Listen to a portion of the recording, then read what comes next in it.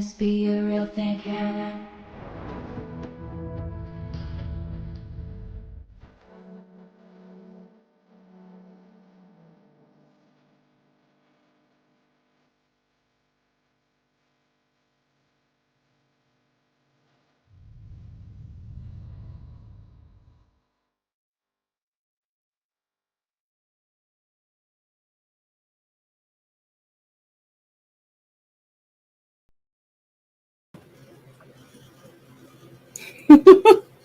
It's a shit show. I messed up. Of course. Oh, God. That's the way it is. But I got to play the other stuff or I'll get in trouble. So we have to play this junk.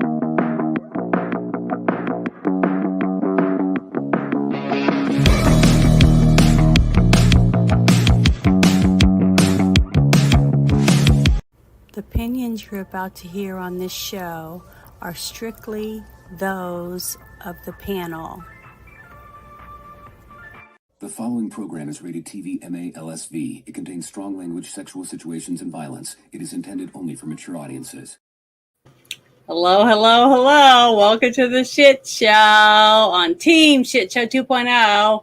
But tonight it's a little special because I wanted to do some stuff and talk about what has happened so far after the Hurricane Helene made landfall and how messed up our now administration has screwed up everything for all the people, and all they wanted was some help and some people to be rescued that weren't in the normal hurricane areas, you know what I mean? Because it wasn't actually the hurricane that came in and tore things up. It was actual rain, flooding, and mudslides, things like that, which isn't something that you can just call people on the phone and say, hey, a hurricane's coming, you got to pack your shit and get out.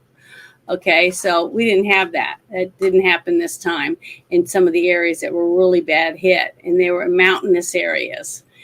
So I thought we'd talk about it a little bit and share a bunch of information that we found, randomly here and there on TikTok and on X and on Rumble. And I think there's a few things from Instagram. I'm trying to remember all the things that I've found. And I've downloaded a bunch of stuff. But I also have a couple links that I'm going to share in the chat. We're going to talk about is a GoFundMe that's Trump has endorsed, and I think they've raised over $4 million now. And then I was going to share that link. I'm also going to share the link for the Sumerian's Purse and then the Cajun Navy. I'm going to share that link. Those are the only three businesses or whatever, foundations or whatever you want to call them, that I would donate my own money to help people. Okay. So those are the ones I feel comfortable with sharing. I would not at this moment share any money at all with FEMA. For my own family, I would give them money. You know, I wouldn't give it to FEMA at all. I wouldn't take food to FEMA. I wouldn't take anything to FEMA. That's my opinion. So I have to say that because I already have a strike against my channel until October 10th. And I like the name Janet from Another Planet. So I'm going to tiptoe around a few things the best I can. Well, hello, Nate or Nat. Thank you for stopping in. But it's sad. I mean, everything that I've seen is just heart-wrenching. The fact that these people had moments, basically, just minutes, not even 20 minutes to get out of their home before some of these things happened to them and took everything they've ever had, because there's nothing left. When a mudslide comes down and takes your house off the side of a mountain, if you're not there or you were able to get out, you have nothing. You have no furniture, no pictures, no jewelry, no toys, no clothes, nothing, absolutely nothing, not even a home. And the sad fact is that most of these people, at least the insurance companies that I know, when you live on a mountain, you don't get flood insurance, right? Yeah. They just don't say, hey, here's some flood insurance in case you flood. I mean, it's an act of God. I mean, if you think about it, for you to be up on a mountain in the water to reach you and flood your home, or a mudslide to take you out. That's just not something that most people have on their insurance. So how are they going to rebuild? Who's going to give them the money to rebuild their homes on the property they own? Because now they're going to have to go out there and resurvey all the land, find out where everybody's property lines are and stuff now that it doesn't even look like the same property anymore. I mean, when we show you some of these pictures for tonight, it's devastating. I mean, I cried for the first couple of days when I saw all this stuff. It's just heartbreaking. The one story about the grandparents that are on the roof of their house with their grandson, 7-year-old grandson, and the mom's videoing it, and then their roof collapses. They all fall in the water, and all 3 of them die. They're all dead. And the mother of the little boy and her parents, she watched her parents and her son all die in front of her. Stuff like that. It's a horrible, horrible event. And then you hear a-holes saying stuff like, well, they're in a red state, good riddance, shit like that. I just want to go punch them right in the face. That's what I want to do to them. Mm-hmm. And I know that's violent and I shouldn't say that, but that's what it makes me feel like. It's just disgusting that anyone, I mean, I do not like a lot of people, okay, especially people like cackling in chief right now that we have, and Nancy Pelosi and people like that. Not because I think they're a mean person and that they went and did something to somebody or a bully. It's the fact that they're trying to take our freedom away. That's why I don't like them. But I still don't like them, and I don't really like them, but I wouldn't go and punch them in the face, in real life. I think about it. I think it might be fun, but I would never do that. I would never break the law or even want to hurt their kids or take their house from them or take their money or anything from them. I just want to be able to tell them to their face that I think they're disgusting, that they're cowards, that they stand behind their fences and tell us we can't have a fence to protect ourselves, stuff like that. That's what I like. That's what I want to do. But I tried to do that by starting this show with Ruben and some other friends that I've met on YouTube. And I can't even barely do that because I get in trouble every time I try to tell the truth. I get a reprimand, a strike, and they take my stuff down for 3 weeks. And you can't get monetized unless you have 4,000 hours of view time. I make shorts most of the time. So once I do get to 1,000 subscribers, I still have to have 4,000 hours within 1 year of time. And when they took me down for 3 weeks, I didn't get any hours, even though my videos were still up and they were making commercials on them and stuff. So they're making money off me, but I'll never get monetized. And if I ever did, I would donate my money to, one of the foundations that save children, like what Brandy has from the Shepherd's Watch, stuff like that. That's where my money would go, or veterans, because I'm a huge military person. I was raised an Air Force brat, and those are the people that I would want to make sure had the money to be able to help them, people like that. That's what I would do with the money if I made any. But the fact that I'm not allowed to say a lot of things because they don't agree with my conservative point of view, I think it's bullshit. But, I don't have billions of dollars, so I can't start my own streaming company. So other people could have the real freedom of speech to be able to say stuff on their show. Yep. As long as I'm not threatening people's lives or putting stuff up that I think would hurt children or other people, but just talking about my opinion, and that's wrong. So, I'm sorry. I'm going to do the best I can to stay within the lines before I start showing stuff. Hi, everybody. I'm sorry. It's hard for me to talk and read at the same time. But there's a few people in here. I want to bring them up on screen real quick. Say thank you. It's Patriot Puppy for joining us tonight. And Danny, he said hi. Patriot, he said hi to you. And let's see, Nat, thank you. He said, hi, Danny. So Nat? Yes, I know her. Okay. So I'm just letting you see that they're in here. And then Crazy, thank you for stopping in. And I am not going to punch anyone. I just get so frustrated because I just want to do good things and help people and let people hear the truth. And they don't want us to, the news isn't going to do it.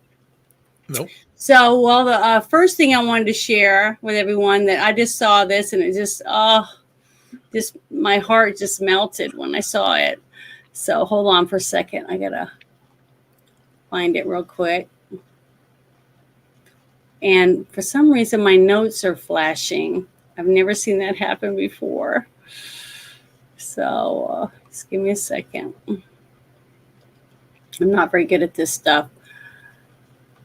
I want to be better. Is this it? Yeah, here it is. All right. I saw this adorable picture with a little girl in a life jacket with a flood behind her in a boat, holding her puppy, and they're both soaking wet. Freeze all foreign aid and take care of our own. Is that real or AI? No, it's a real picture. It's real. It's a real picture. But the thing is that it's sad that we even have to say that, isn't it? When you think about it, we give money every single week when we get our paycheck, right? We're giving it to the government, and we think, when you out of your taxes, okay? I know. They take it out of your check, and we think, that they're supposed to be helping us. You know, they're going to set up FEMA. They're going to do all these things to protect us, close our borders, keep us from being invaded, and they don't. And this right here, all of this stuff that's unfolding in front of us is telling us what a waste of money. Okay, because they don't want to help these people. They don't want to help these people right here, or you and I. If we were the ones sitting in this boat, they don't want to help them either. So that's one reason why I wanted to bring that. I wanted you to see that picture, is because that's what we think our government's supposed to take care of, us. Right. Okay. Right. And we're supposed to be responsible, save our money, pay our bills, pay our taxes, be good citizens or whatever, and help our neighbors. Well, after COVID, during COVID, when they made us shut down all the churches, you know, and no gathering anymore, we couldn't hang out with your friends at the bowling alley and stuff, but you could go to the liquor store and buy booze. I could go down the street and go to see the strippers. That stayed open. And then a few businesses were able to stay open, such as Walmart, you know, because they're big donors to the right party or whatever. So certain people were allowed to stay open and make money. But the other people, mom and pop, had to shut their businesses. And a lot of them went under because they couldn't afford to pay the rent, the insurance, electricity, and all that with no customers. Yeah, so close the churches and open the strip clubs. That makes no sense. That's right. So that is when I started noticing that they weren't for us anymore. Okay, It really started opening my eyes because I realized we aren't getting from the government what I thought we should be getting. We didn't. But before I get started on anything else, I want to show a couple of these websites that I'm going to share the links in the chat.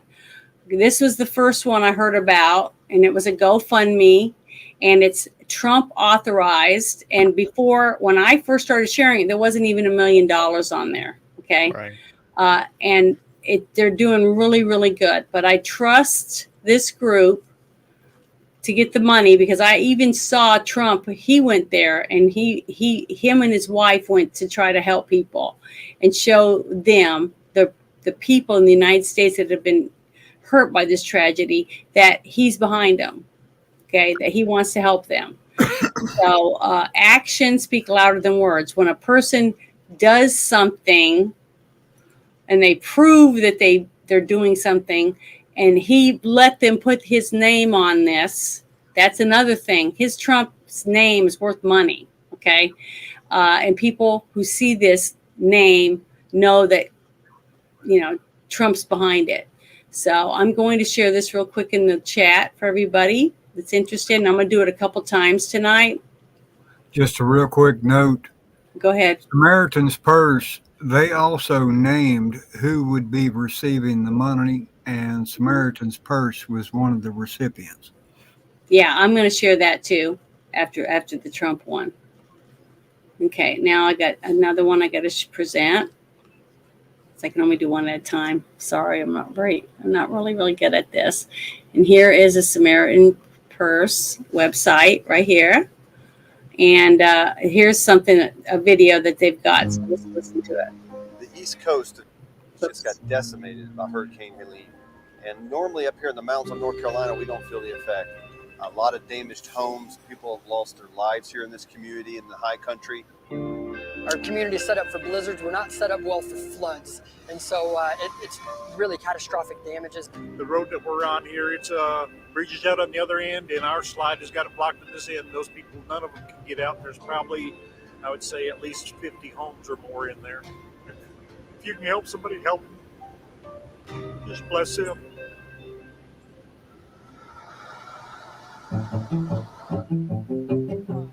Samaritan's Purse is responding. We're sending equipment up here, and volunteers will be going out this Monday, starting to help in this community. But this is not the only place we've responded to. Banner Elk, they're out of water, they're out of food. So we just delivered one load of water to them. The next couple of days, we're going to be moving more water, more food, baby formula. We are outside Watauga Hospital to offer a oxygen service to those that have lost access to oxygen at their homes. The medical system here and also in nearby Avery County at our Linville Hospital, they've asked for help. And so as we deploy our teams to help recover from these floods and help dig out homes and cut trees back, we're also helping medically. Just really grateful for the partnership with Samaritan's Purse to have a little hope in our community about 12 hours after what could have been probably the most devastating thing that we've probably seen in our life. Nobody wants to live through a disaster like this, but one of the interesting things is disaster brings us together in a powerful way. So would you please pray for those gospel opportunities, bringing people together in the name of Jesus to serve and to help bring the gospel. And that's why our volunteers go out. They want to serve and love others, but they want to serve in the name of Jesus Christ. So if you want to get involved, go to SamaritansPurse.org and sign up. That's really, really good. I just shared the link for everybody in the chat for Samaritan's Purse. And then there was one more that I would like to share. These are the 3 organizations that I would donate to myself. And that's why we picked these to share tonight. And I hope that you will, if you're able to donate anything, please donate. This is for the Cajun Navy Relief. And you will hear us talking about that tonight. But here's the website, and I will share the link. I was going to see if there was a video, but I don't see one on here. But I've heard of quite a few people in different spaces on X talking about this organization, and that they're helping, and they've actually been there helping rescue people and stuff. So I wanted to give this out so people can see it and know that these are decent people that are going to try to do the best they can to help as many people as they can. So I want to share that in the chat.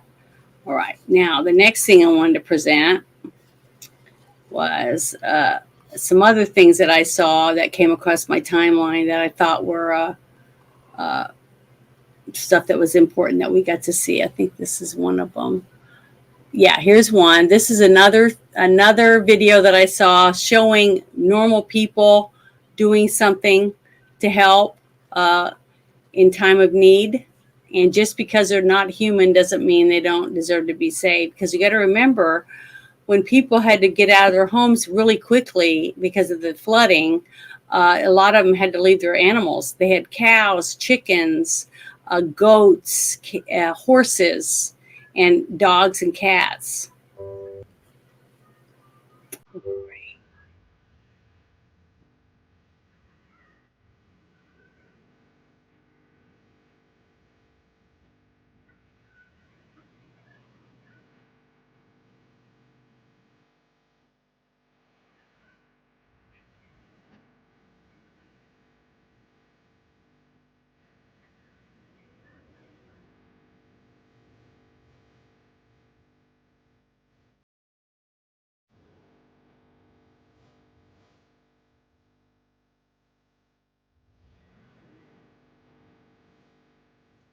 Some of the animals were so tied up.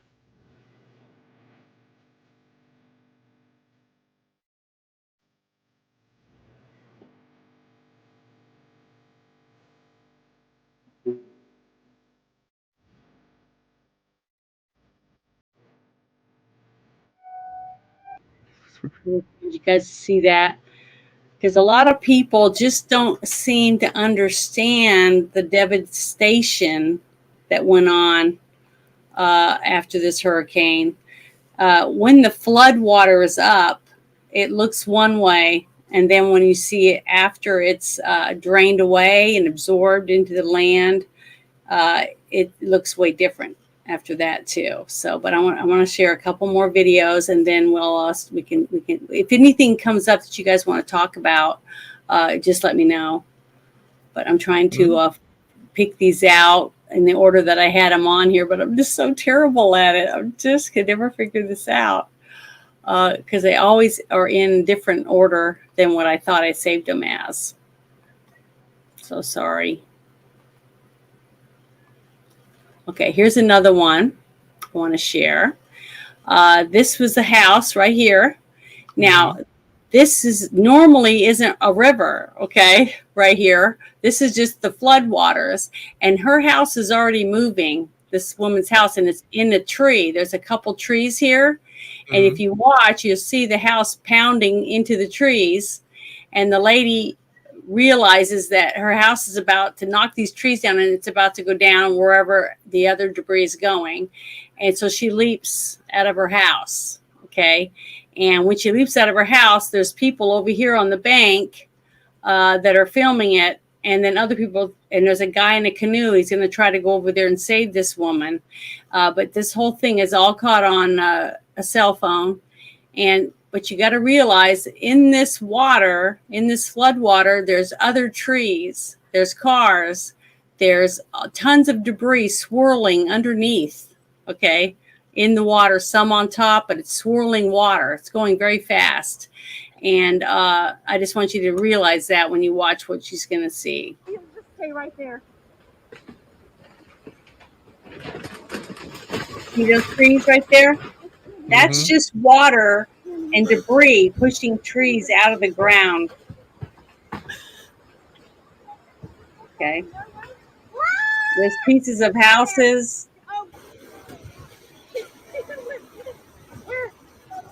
She jumped.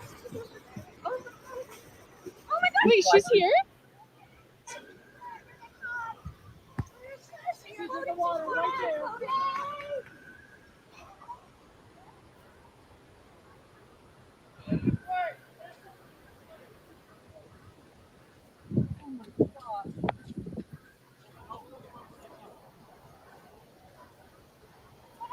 There's a man trying to get to her on a canoe, but the water is so filled with debris and it's moving so fast that he can't get to her in the canoe.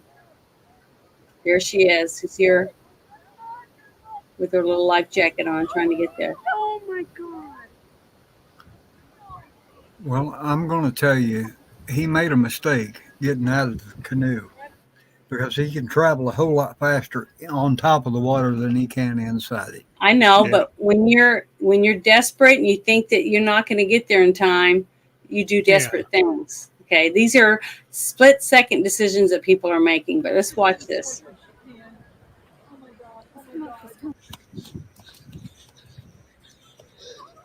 Oh my God. Oh, he said he couldn't control the canoe. That's why he got out. That's what he said. I can't do it. I can't control the canoe. Because the water's moving so fast. Yeah, and there's so much debris in it, too. It's hard to paddle when you got tons of shit floating around it in there with you. Where's the rope? Where is the rope? They have it. And you can tell that this is a person that's not very good at making videos. They're not a pro. They're just a cell phone and worry people. Damn. Vertical video. Crazy people. But he got her. He got her, but they're going to be exhausted when they get up there. That's a lot of work swimming against the current. But that guy jumped in to save somebody. He risked his own life to save somebody else. That's a lot of courage right there. That situation has occurred more than you might understand. I mean, or even believe in this situation. I know. It's amazing. It's heartwarming though to know that people are willing to I, do I that think for there was an somebody else. 18-year-old boy who ended up dying saving his whole family. What? Yeah, I mean, I just saw it tonight. I mean, I think he was like 18 years old or something like that, or he just graduated high school. And he Jeez. saved his whole family, but he died in the process. Oh my gosh. That's crazy. Well, I'm proud of that gentleman for doing what he did for that woman because he didn't have to do it. See, a lot of people wouldn't, you know. I remember years ago when I really started losing faith in people was when that woman in California that answered her door and some psycho was at her door and he started stabbing her with a knife. Oh no. People were stopping on the road and screaming and yelling, but they didn't go over to stop the guy.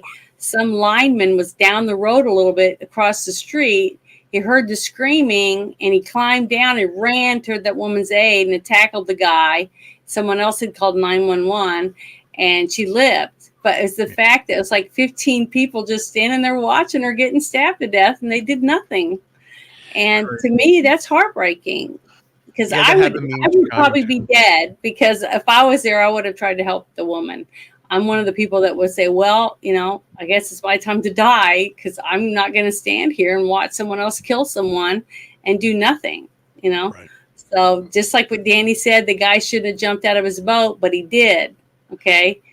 You do things when you think that you have to at that moment. Did you guys see when that that plane crashed in the Potomac? It was Mm-hmm. ice water and people were just floating and moving their arms and their eyes were frozen open and they were just there. And that one gentleman was watching all these firemen and people just standing around, throwing around things out there, trying to get people. And they were too cold. They couldn't grab the stuff. And the guy just jumped in and swam over there and saved that one woman on national TV. He risked his life. And today I'm hearing them say stuff like, well, if you go in or you try to go in there, they're going to arrest you or they won't let you. But that's what I'm saying. Who's arresting who? And that's what pisses me off. It's like, again, you're not doing your job. If you arrest me, we're going to have words and you're going to have to just, if you hit me or do anything, I'm still going to go and rescue people. This whole first responder bullshit is done. There are no first responders. There are people. Get out there and do something if you're available to do it. We're beyond words at this point, but we got the main man right here now.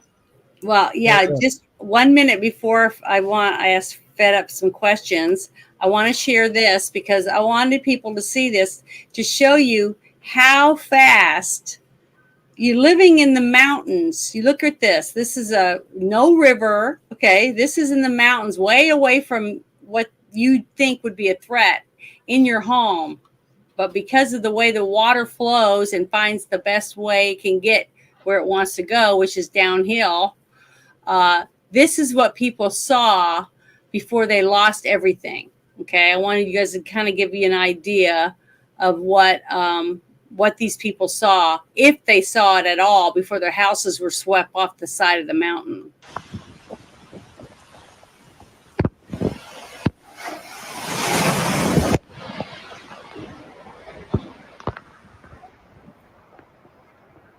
I'm okay.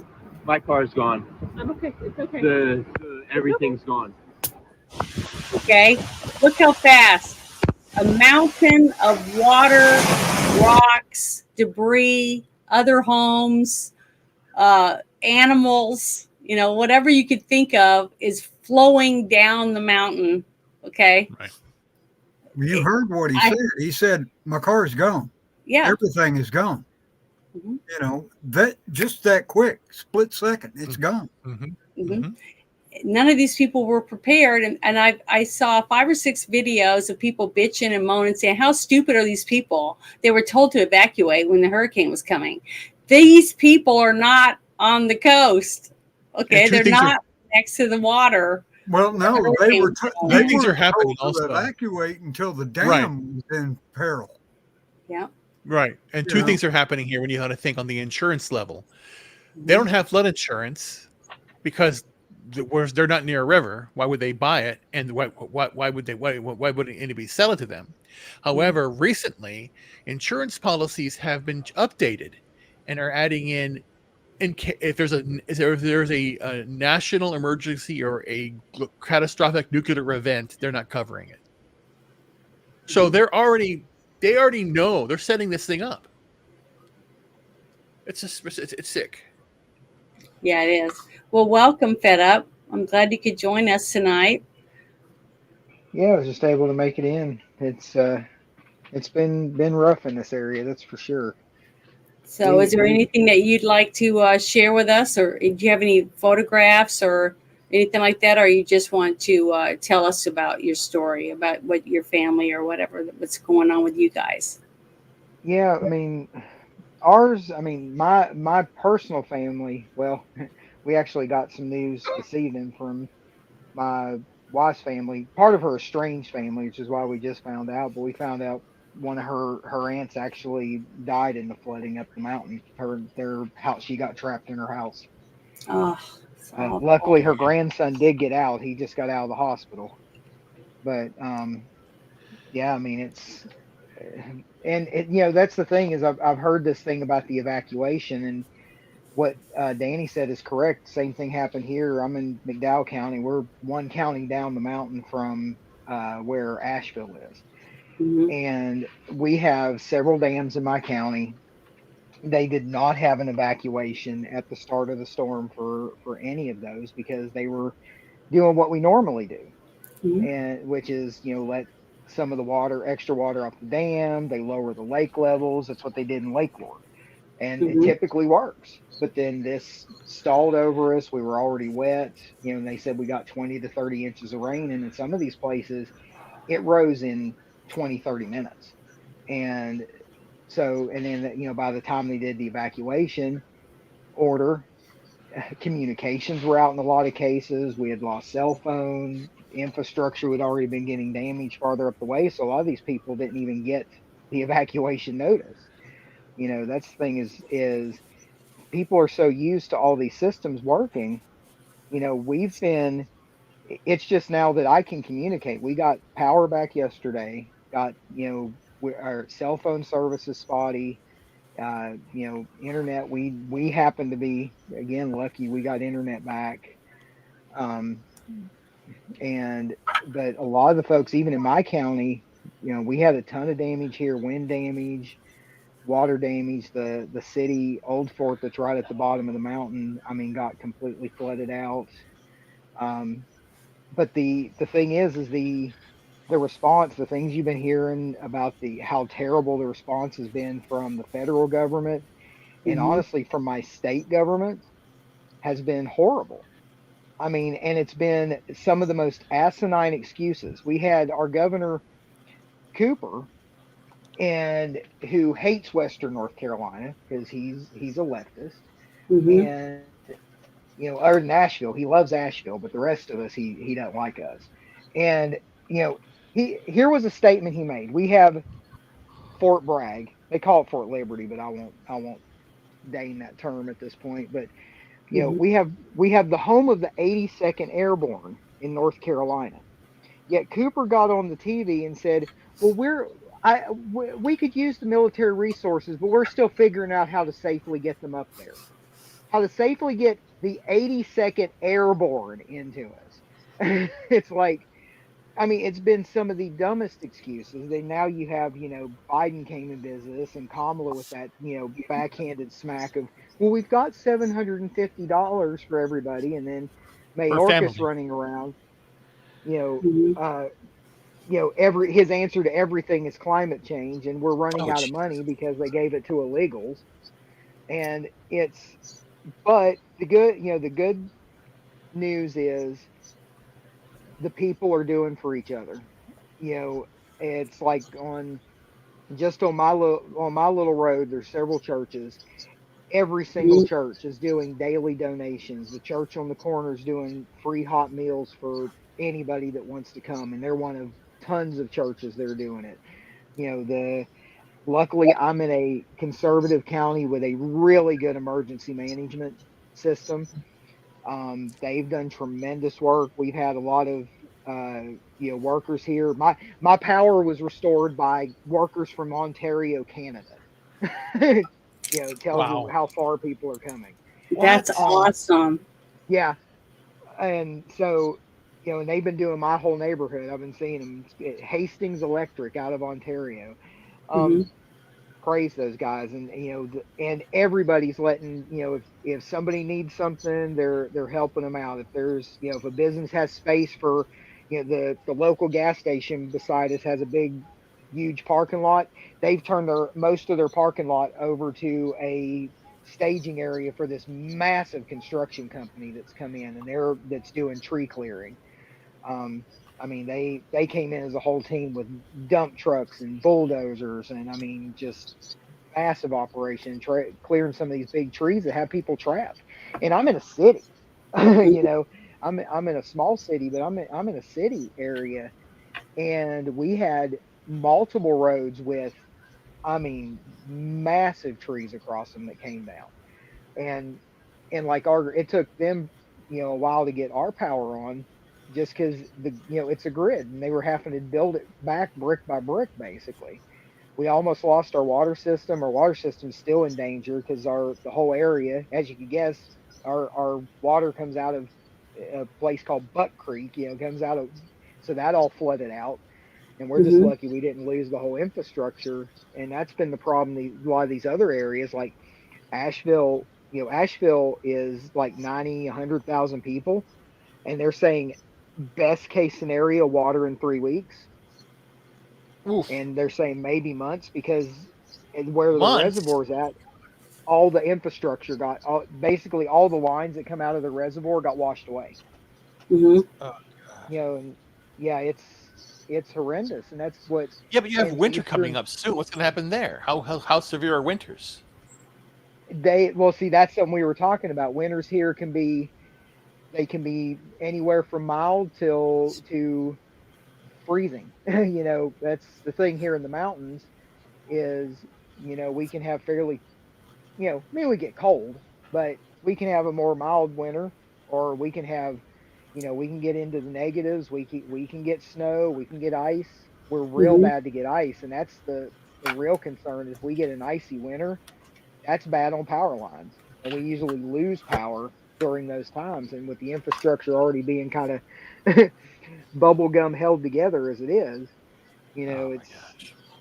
it's going to be rough. And in these big mountain or in these smaller mountain counties where they got just decimated up in, if you look up videos from, we watched a whole bunch of videos last night when we got power back of areas like Burnsville, North Carolina, Spruce Pine that are up the mountain in Mitchell and Yancey County, and um, some of those places up there.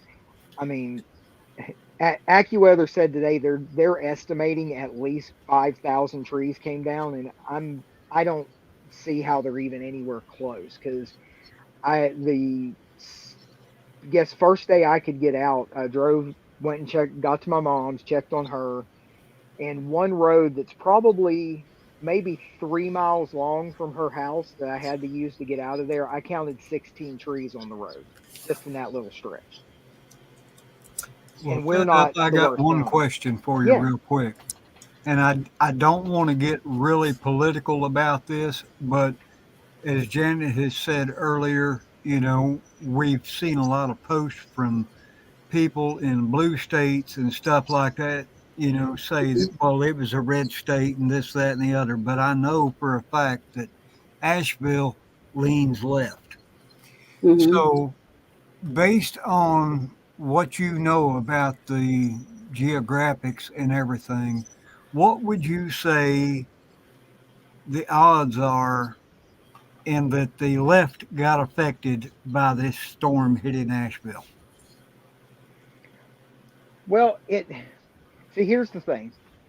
20, 25 counties in Western North Carolina have been basically my count, everything from my county west has been declared a major disaster area.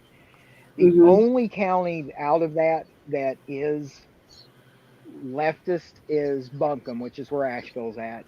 And one other county near it, Henderson's kind of they're kind of mixed, right? Every other county here is deep red. I mean, one of the ladies, Margot, that's on one of the other spaces, she was saying uh, that a lot of people have said this is one of the most Trumpy areas in the entire Southeast. And Western North Carolina carries the Republican Party in North Carolina. You have to tip, and if a Republican doesn't significantly win in numbers in Western North Carolina to make up for the more liberal areas, because Asheville's not as big, but we still have to make up for Raleigh and Charlotte. You got to remember, we got the second biggest city in the South in North Carolina and Charlotte, and it's left like most major cities. And so, yeah, the left got affected in Asheville, which you all have heard me. I call it the San Francisco of the South, and I'm not far off. But everywhere else that got affected pretty much is deep, deep red. And same way in Eastern Tennessee, and same way in Northern Georgia.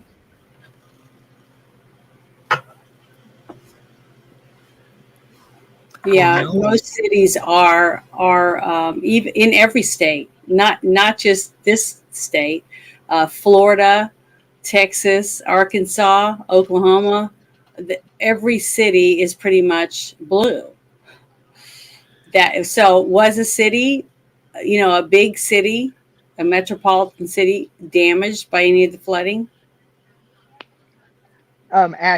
Asheville got hit pretty good. That was the only one though in this state. But it doesn't matter to me. Okay, if I saw a dog, a cat, or a person, or a cow, or anything floating in water, I'd want to try to save it. I don't care whether they're a liberal or they're conservative. I'm not even going to ask them if they're a Muslim or if they're a Christian. I'm going to say, we need to save that person.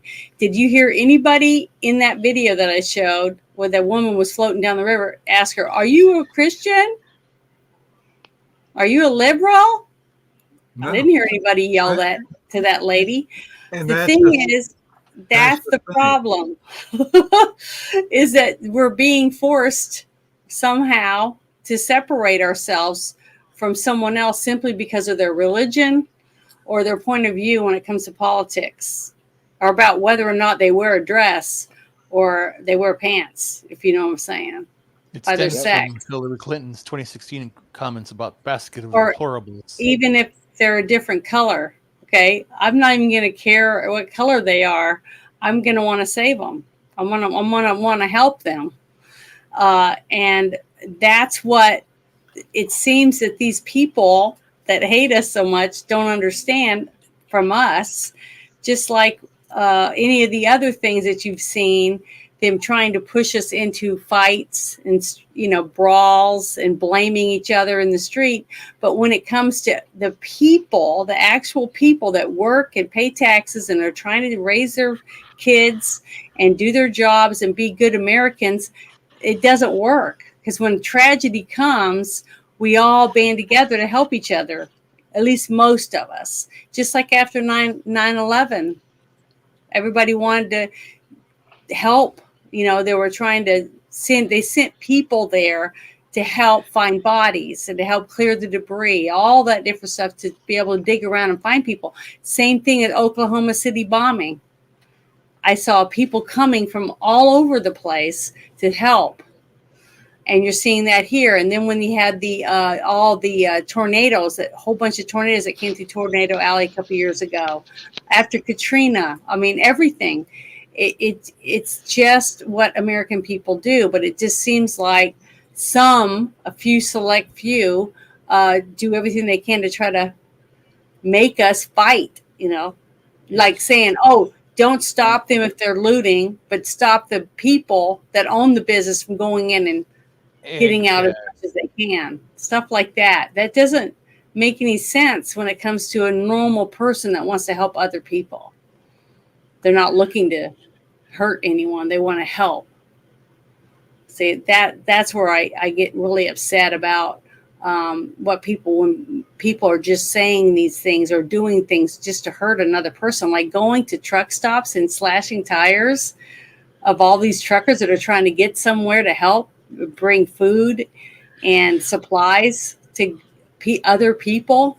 Why would you want to do that? You could be one of the people that's going to need something next time when the trucker is trying to get there and you're slashing tires on the truck. That's the kind of stuff I don't understand. I just don't understand that. I don't know where it comes from or why any person could hate humanity that much to want to hurt other people simply It's all about because power and influence. yeah, They get- it's heartbreaking. But I wanted to read this article. It says feds say there's no money left to respond to hurricanes after FEMA spends 1.4 billion on they call them migrants. They're not migrants. These people are not traveling here to pick crops and do a job for us. They're coming here for free stuff because we're being our government's telling these people, come on in. We're going to give you a place to live. We're going to feed you. We're going to clothe you. We're going to take care of you. Not thinking at all that if, what about us? What about our veterans that are in the street? All this stuff. And they were doing this. And I've been saying this for 2 years. I've been saying, what's going to happen when we don't have any money left? Who's going to pay the bills? And then we have to have a tragedy like this to make people realize they spent all this money that we didn't have. We're in debt by trillions of dollars, our country. Our great-great-grandkids are in debt before they're even conceived. And people are thinking about that, but now they're seeing it. They're seeing it with their own eyes. Because of their spending, it's hurting people that were born here, that have worked here and raised their families here, and now they have nothing. And we are scrounging up everything we can to try to help these people, but it's us, the other American citizens that could be in their position, not our government. The government that we've paid their salaries and stuff to try to have things set up this way to help us when we need it. And they're not even there for us because they've already spent the money or laundered the money or whatever you want to call it with other countries, like Ukraine, Israel, Hamas, whoever they're sending our money to, we don't know because they don't, we're not in the know, I guess, because we're not big enough to know anything. So you guys are just peons. Just pay your bills and pay your taxes so we can spend it whichever way we want. At least that's how I feel that they treat us. And I think it's terrible that they get away with it because we just keep paying taxes and let them treat us like dirt, like we're just nothing. And I feel for Fed Up and his family and what's going on with him and how they're having to deal with the aftermath of this. Okay. Now it's going to be a long time. A lot of these people, as we're going to see in some of these other things that I'm going to show, there's no way this is going to be done by Christmas. They're not going to be able to have a great big old Christmas dinner and have their family come over to their home. There's nothing there. It's a giant crater in the ground with trees and debris laying all over it.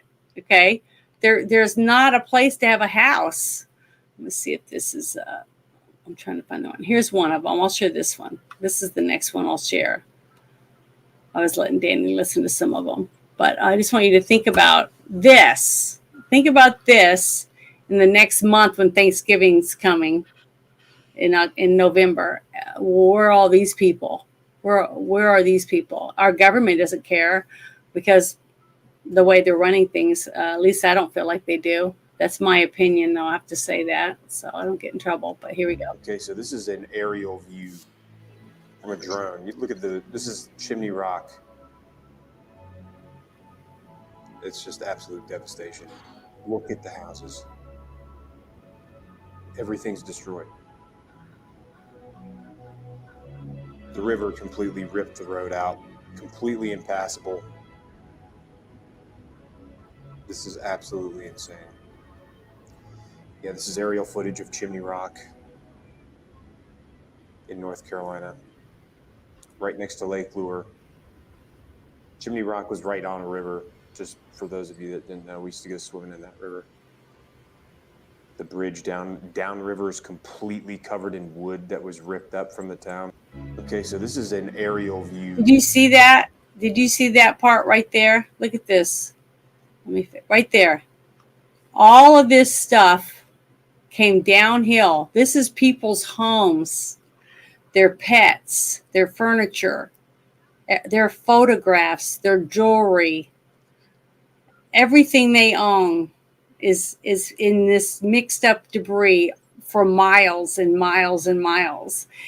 People cannot comprehend what that means, and they just can't. And when you hear this one gentleman that I'm gonna play here in a minute, talking about debris that's already been loaded up, and this is in Florida. I'm gonna find that one real quick. This is in Florida, and this is a gentleman, that's what he does for a living. He owns a business that picks up this stuff. Let me find it real quick. Sorry. Sorry, I'm going through these. I'm not very good at it. Yeah, here he is. Listen to this young man right here.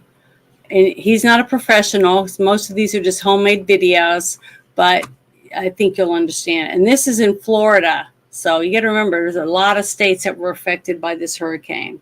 Guys, I am not a big fan of videos, and this is completely unscripted, but this is something very important for all of St. Pete, all Pinellas County, probably all of Florida, because there are other areas that were impacted by the storm. This is seriously something I need you guys to watch and definitely share. I don't know if you can share a Facebook Live thing, but this is important information about what's going on from the storm and how FEMA's gotten involved. So, as you know, I own a fleet of dump trailers, and I rent them out to people. Well, they've been insanely busy, and the line at the landfill has been 2 to 3 hours long. Well, yesterday we were informed that the landfill was no longer going to be accepting storm debris. We all said, what the hell? What kind of sense does that make? So they said that FEMA was going to be setting up free dump zones, and that we would go and empty our loads there. So I said, okay, that's great. You know, we won't have to charge the client a dump fee. We can hopefully have a higher turnover rate and help more people. All is good. They said that information was supposed to be released last night on some of the city's websites. Well, I went to St. Pete's website. I went to Pinellas County website. I went to the dumps website. Nothing was there. I went to FEMA's website. Nothing was there. And this morning I said, okay, well, maybe they didn't get it set up in time, and we need to still go to the landfill. So at 4:30, got up, hooked up some trailers, headed to the landfill. They had a sheriff there turning people away and saying, you cannot dump here. And I said, well, where am I supposed to go? And said, you know, there's no information online. I said, go online, find the FEMA website. I said, you pull out your phone, you show me where it is. And they started going through it, and then they said, you got to get out of here. You're obstructing traffic, and you can either leave right now or you can leave in the back of the sheriff car. So I pulled away. I went to what's called a transfer station. It's much more expensive. It's a fee that has to be passed on to the client. Otherwise, I would literally be operating at a loss. And they said that FEMA has come in and shut down the landfill, shut down the waste management's transfer station, and we were not allowed to dump there, and we had to go to these FEMA sites. I said, well, where are these FEMA sites? No one can tell us. And they still didn't have the information. So I decided to call one of the biggest companies in the area, definitely a competitor. And I said, look, I'm a smaller business, and I'm curious, do you guys know where we're supposed to empty the storm debris? And I apparently got on the phone with someone pretty high up in the company. I don't know if it was the owner or the owner's son, but he was really well informed, pretty pissed off about the situation. He started to laugh and said, yeah, there's 3 dump sites set up by FEMA, and they're for resident use only. You cannot go in there with a commercial grade truck. You cannot go in there with a commercial grade trailer. You can't go in there with anything with any lettering on it. And they had asked them, well, what do you suggest that we do with the thousands of bins that we have rented out, full of trash, ready to go to the landfill right now? And they said, dump it back in the people's driveways. FEMA will get around to cleaning up on our own. So we said, what do you mean FEMA's going to clean up? They said, over the course of the next year, FEMA will be picking up all the trash. So in the meantime, over the course of the next year, and this is from personal eyewitness thing, as I was dropping off dump trailers, within 2 days, there's mold inside people's homes. That mold doesn't stop growing just because you take the trash out and you put it at the road. It's going to be growing at the road. Today, when I was driving through Shore Acres down Overlook Drive and Shore Acres Boulevard. There are dozens of rats hopping from pile to pile. It is an absolute breeding ground. And they want all that stuff to sit there for a year while they clean up.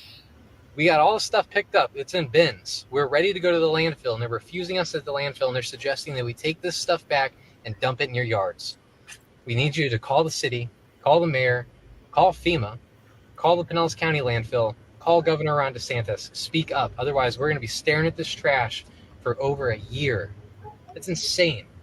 This isn't about making money. I dropped my prices to help people out. I just want to get St. Pete cleaned back up, and they want it to stay a shit show. I mean, I really hate to come on here and be acting like conspiracy theorists, but I remember when Katrina happened and people were talking about concentration camps being set up in New Orleans by FEMA. I thought that was crazy. Then we heard about Hawaii getting burned, and because of X and social media, people were actually able to hop on and show what was going on. We saw FEMA step in and do jack crap. I don't know, but we all need to stand up and voice ourselves to get St. Pete cleaned up. Otherwise, we're going to be dealing with a mess for a really long time. So share this video, share the knowledge, call your local officials, call the governor. Pinellas County is a shit show. We need to get it cleaned up. I don't know how to end this thing now, so it might take me a minute, but that's all I got to say. So think about that. That's in Florida. So if FEMA is doing this in Florida, shutting down the landfills so that businesses like his that rent you out this giant thing that you can put all your shit in because you got to gut your house. If the house is even standing, you got to gut it. You got to take all the moldy stuff out, all the wet stuff, the flooring, everything. The siding, the insulation, all that's got to be thrown away. And they've got it in bins in these people's yards, and he's ready to pick them up and dump it at the dump. But now he can't use the dump. If anything has any commercial writing on it, they're not allowed to dump it. And they told him to go back and dump those things back in their yard. Just empty the crap right back out in their yard and leave it there. That's what the people in charge told him to do. So the people who have been devastated by flooding, that are trying to clean the mess out and start to rebuild, are told they have to leave the piles of shit in their yard until FEMA decides to come and get it. That's bullshit. And if they're doing it in Florida, that means they're going to do it in the other states if FEMA takes control of the landfills, right? Doesn't that make sense to what they would do in one state? They do it in the next one. Well, it's not even FEMA just doing it. Here, we've had local officials in some places. There's a video of a guy who came in on his own dime, has a two-seater helicopter. This was in Lake Lure, and he's former military. He has rescue experience, and he went in and got his first rescue. Actually, his son was his co-pilot, if I remember correctly. He left his son to bring this lady out, as a husband and wife, and lands and talks to one of the police there, and they were, giving him information, being like, thanking him for helping, and he was getting ready to go back and get the husband, and then go back, make 2 trips, and then go back and get his co-pilot. And then he said he doesn't know if it's the assistant fire chief or the fire chief of Lake Lure comes up to him and tells him that he can't fly up there again. He has to leave or he'll be arrested. And doesn't, it'd be that he's interfering with his rescue efforts. And I'm like, it wasn't like, well, we're coordinating things, asking him for more help, anything. And then when he even said, well, my co-pilot's up there, I'm not leaving a man behind, he still told him and had 2 sheriff's officers come over and said, well, if we see you fly up there again, we're going to arrest you. And he's like, well, then arrest me then when he's like, because I'm going to get my co-pilot. So he flew and got his co-pilot and, just left. But then he had to leave the woman's husband up there. He'd already rescued the wife. He had to leave the husband where he was at, stuck. And it was just, and we've heard several stories like that. And we've heard FEMA confiscating trailers, people coming in with aid and FEMA taking the trailers. It's, it's these type of things. And it's the same type of things, stories we've heard on, almost every time there's a natural disaster, Hmm. except if you notice, we didn't really hear those stories out of Harvey when Trump ran it.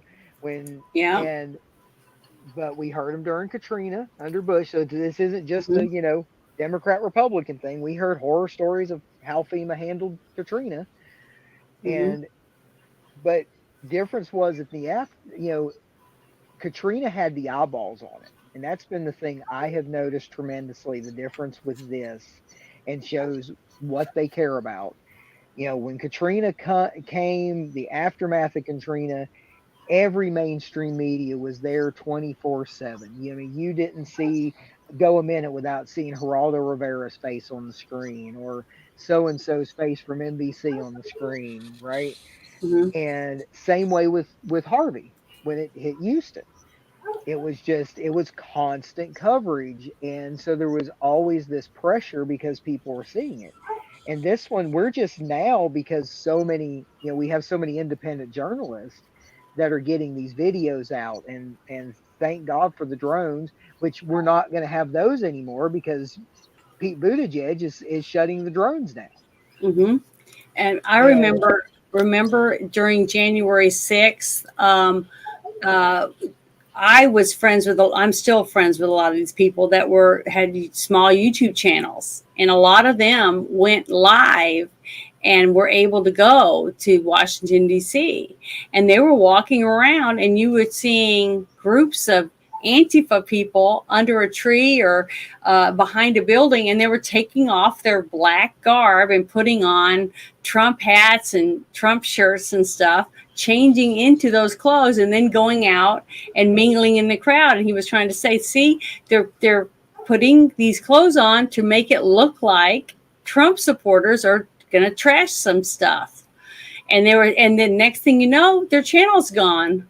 YouTube took their channels down, and it was a live stream while they were showing things that were happening during the day. So they were already trying to cover stuff up back then if it didn't fit the narrative that they wanted people to see, and that's sad because you got citizen journalists out there trying to share the truth, just like during the whole thing with the truckers in Canada.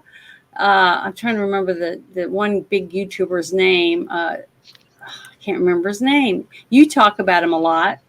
Uh, LeVay or Viva Fry. Yeah, Viva Fry.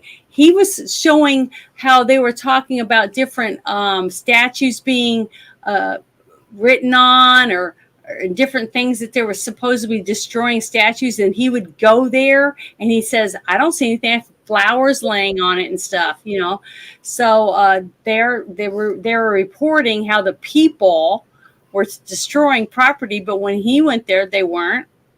There was nothing there.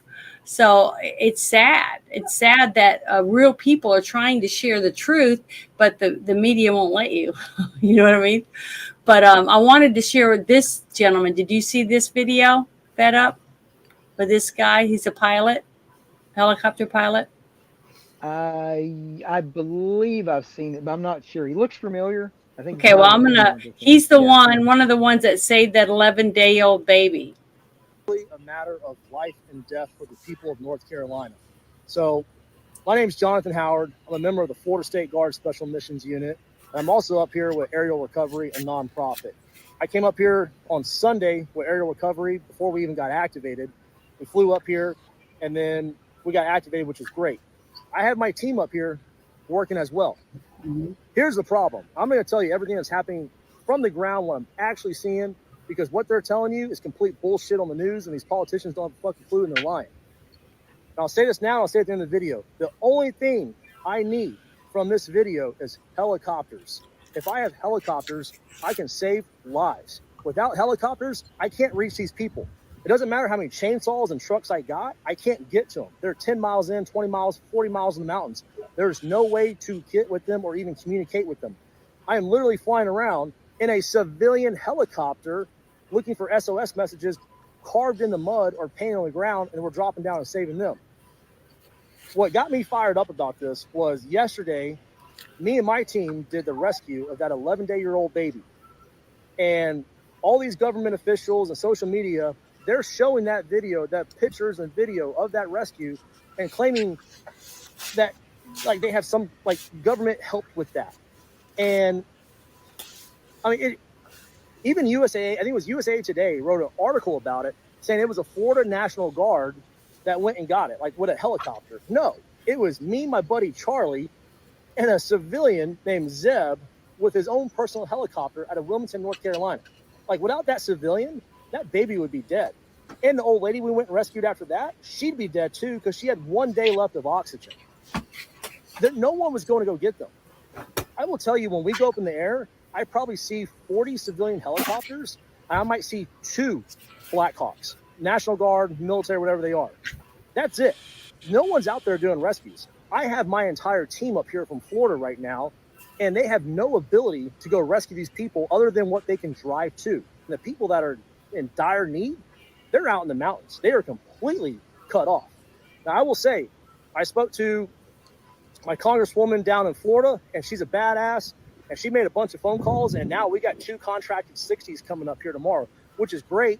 I love that, but like, I still don't understand why we don't have more helicopters. Like, we'll get a lot of work done with that, but there's no military. There's no one's doing nothing. It blows my mind. And they're not even allowing people to see what's really going on. One of our friends yesterday, they were actually escorting CNN down at Lake Lure, and they wouldn't even let CNN, the sheriff department would not let them go videotape the bad areas, how destructive it is. I don't know why they don't want to show you all that, but I mean, it is bad. I should also say, when I flew here on Sunday, they actually stopped us from going in, the sheriff department. And it was because of a bunch of politics that they were claiming was the Speaker of the House of North Carolina that was preventing us from even going in and trying to kick us out, which I have clarified today with North Carolina politicians that reached out to me, good on them. And they were like, that's complete bullshit. Speaker of the House has nothing. He wants you guys there. But this is the kind of political BS that is happening here right now. Like, everyone's trying to be in charge without taking any type of action. Nobody wants to coordinate with anybody. Everybody wants to pretend like they're being the hero while these people are literally fucking dying in the mountains. And these people, like I'm saying, these people are limited medication. They're running out of oxygen, and there's no one going to get them. The most effective way I have found to go find these people is by getting in a helicopter and flying down the rivers and roads and looking for SOS messages or people waving us down. And then we drop down and get them. We have all these people here. We have law enforcement. We have State Guard, National Guard. They have no way to go get these people. Yesterday, when I was at the Asheville airport refueling, which, by the way, the civilian is paying all this out of his own pocket. He's not even looking for a reimbursement. I think we did 4 refuelings yesterday. And that was like just in half a day's work. We're in Asheville, and I saw 2 Air Force helicopter 60s. And I knew they were PJs, just looking at them. And I went up to them, like, hey, guys, like, what are y'all doing? And, like, this is what you need to be doing. This is how I'm finding people. And they're like, we can't go. We're waiting on Title 10 orders. And I'm like, what? They can't get any authority. There's military helicopters all over here sitting on the ground, and they can't do nothing. Even my JSOC boys in Fayetteville, they can't get orders to come out here. It is just the most disgusting thing, and they're killing these people. And I don't know why they're doing it. I don't know what kind of conspiracy. I've heard so many things, whatever you want to come up with, but they are literally allowing these people to fucking die in the mountains right now because we can't get helicopters. They got money for everything else in the fucking world right now, but if they could just get us helicopters, we could fly out there and rescue these people. So I hope this video goes viral. I hope these politicians get fired. I hope people get pissed off. They'll probably kick me out of the state of North Carolina for doing this, but you know what? I don't care, because if I can save one more life for it, it's fucking worth it to me. I really don't want to make this video. So that was just another video that I saw that came across my timeline that someone shared.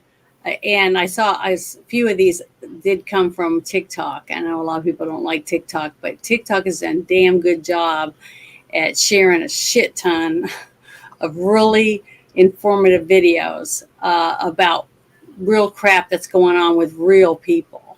And it makes my stomach turn. Okay, because a couple of these videos we've seen have to do a lot with where fed up families from, in his state, and then Florida. Okay, now Florida is used to hurricanes. They're used to hurricanes, just like we were when I lived in New Orleans. Okay, we get them. We're ready to go without power. We're ready for a little bit of flooding. We're ready for a lot of things. Okay, we're ready for that. We expect that to happen. You know, it's an inconvenience to us because we don't want to go without power. But when it happens, we're not begging everyone to, oh, give us this, give us that. Okay, these are people who their whole home is just gone. It's washed down the mountain, like I showed you on that one thing, with just piles of rumble, of nothing, just matchsticks all gnarled together, roads torn up. There's nothing, animals. And after 4 or 5 days after the water goes down, what do you think is going to happen with all those dead cows and those dead horses and the dead chickens and the dead dogs and people that might be mixed in there? I mean, it's horrid. Okay, and when you have all these people that are willing to come from other states to help clean up, go through, find people, take food, water, trekking through the mountain to find things, to do stuff, and they won't let anybody do anything. Why?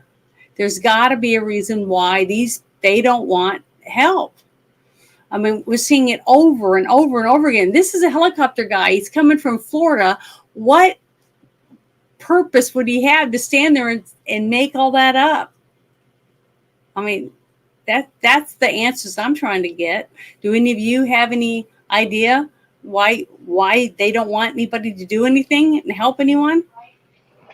Well, the couple theories I've heard, and I think the most likely is the election. Like I said, Western North Carolina, if you shut down all these red counties from being able to vote, and they've already talked that there's going to be problems with that, because of the various infrastructure issues, we flip blue, and we're the 9th biggest state in the country. We're a lot of electoral votes. Chances are very good that, and we also have a heated gubernatorial race with a candidate the left does not like at all in Mark Robinson. He's been kind of a rising star on the Republican side. And when you talk about the difference with the response, we've had we kind of jokingly say about that the people like our governor are staying in their little ivory tower over in Raleigh in our capital. Well, Mark Robinson, on the other hand, he's already been boots on the ground. He's been to my county. He's been to a bunch of the other counties. He's been talking to sheriffs, talking to emergency management, being like, what resources can we get you? These type of things. And then, again, to be there's worthless people from both sides. Our Republican House Representative, Chuck Edwards, it's been all talk. He's been sending out emails on things to do in an area that has no internet and no cell service. He hasn't been on the ground. He hasn't been doing the things. Now, Corey Mills, on the other hand, who's from Florida, but a tremendous leader, has already worked with Mercury One. He got them their 2 helicopters that they got their first loads in. He just put another video out that he's in a plane, right? Or this was earlier today. Yeah, Mercury One I recommend. Tons. Yeah, I think I have that. Is this the one you're talking about? Yeah, Mercury One. Yep. Okay. Well, I'm going to play it really quick while you're since you brought this up. This is one of the ones that I pulled up, so I'm going to play this really quickly. Yeah. Look at the resume here. You've helped out in Haiti, Israel, Afghanistan, and now you're on your 3rd hurricane. Where are you today? What are you going to be doing, knowing that the government, in your words, is too big and too slow to help? Well, they are too big and too slow. And thanks for going ahead and covering this. Again, we're so quick to forget things like the incidents in Maui or hurricanes here in Florida, or even the recent hurricane with Hurricane Helene that's impacted North Carolina, Tennessee, and Georgia so much. But we'll focus and prioritize illegal criminal migrants as well as for borders 9,000 miles away. Again, I think America needs to get its priorities straight. But really right now, what we're trying to do is to continue to bring supplies. So as of yesterday on day 3, we've distributed about 13,000 pounds of various supplies, everything from Starlink systems to different locations that are completely remote and cut off and isolated so that we can get our missing persons numbers down. Remember, a lot of people are saying, well, I haven't heard from my family member since the last text I received, which is that it's getting bad. And so that obviously allows us to be able to cut down the number of welfare checks that we're doing, as well as for search and rescue missions. We're distributing generators today, food supplies, and mostly medications. Again, people are running short on insulin, on oxygen bottles, on key essentials. And so we've got a Costa 212 that every single day we're loading with different materials, thanks to great organizations and charities like Mercury One, thanks to organizations like Universal Air, who utilize the helicopters to be able to do remote pickup and rotary wing. But we're also doing evacuations. Just the other day, there's an 83-year-old man, it was his birthday actually, who was suffering from signs of hypertension or cardiac arrest. And this is a guy who's been having cancer treatments, and he had to be immediately medevaced from Bailey, North Carolina, where we picked him up, all the way over to Johnson City. So we're hitting about 3-4 cities a day. Yesterday, we hit Pensacola, and talking to the fire chief there was very, very disheartening. He said they had 4 fatalities recently, 2 of which they knew that floated down the river they couldn't get to. And he said that they'll be recovering bodies, unfortunately, throughout the end of the year. So this is a horrific incident. There's towns that are absolutely devastated. And my question is, again, where's the federal government? Where's the rest of our elected officials? Yep. Where are they? It's sad. I mean, I can't believe that I'm still speechless sometimes when it comes to this administration, its reaction to anything, and that people are still willing to want to vote for these people. I'm floored. I just don't know what to say. It's shocking to me how terrible this is. Well, and you've got what's worse, and this is why we talk all the time. Why your local so important, because if we wouldn't have good local infrastructure backing here, we'd be toast, because we're not getting it from the state, we're not getting it from the federal, and some of the charities even have fell short. Other than one little generator thing, I saw my first Red Cross person today. And you hear all these organizations, they're supposed to be all great, but it's some of these other ones that are getting bigger you don't even hear about, like Mercury One, like one you may have heard me mention before. There's a one we follow named Grindstone Ministries, and he does disaster relief. I think he said this is their 40-somethingth deployment they've done. They helped with the Oklahoma tornadoes, the big Kentucky tornadoes, and they're going to be in Jonesboro, Tennessee. And I've seen a few of the videos they've put out, and it's horrendous over there. One of the areas they were doing recon through, they were saying 5 to 6 months for some of those people to get power back. It's so devastated. Yeah, but you heard what he just said. They'll be finding bodies in it for a year. I mean, it's horrible to think about that, to not have your loved one that something that they washed away, but to not have their body, just to have a funeral, because you have to. This is, how do you find them? I mean, that's what. This is so sad. Well, to your point, one of the things that, because the guy that runs Grindstones, his name's Bear. He runs a channel, Bear Independent, and he was talking about the needs they need, and one of the things he was directly asking for was cadaver dogs and trained handlers and reef rig trucks, specifically for that, because he said there's we thought people, you hear the sensationalism and stuff, but he said no, they have found bodies in trees already. and it's I started crying yesterday. I might have told Danny already. I might have told Ruben too, because he's in a couple of DMs with me.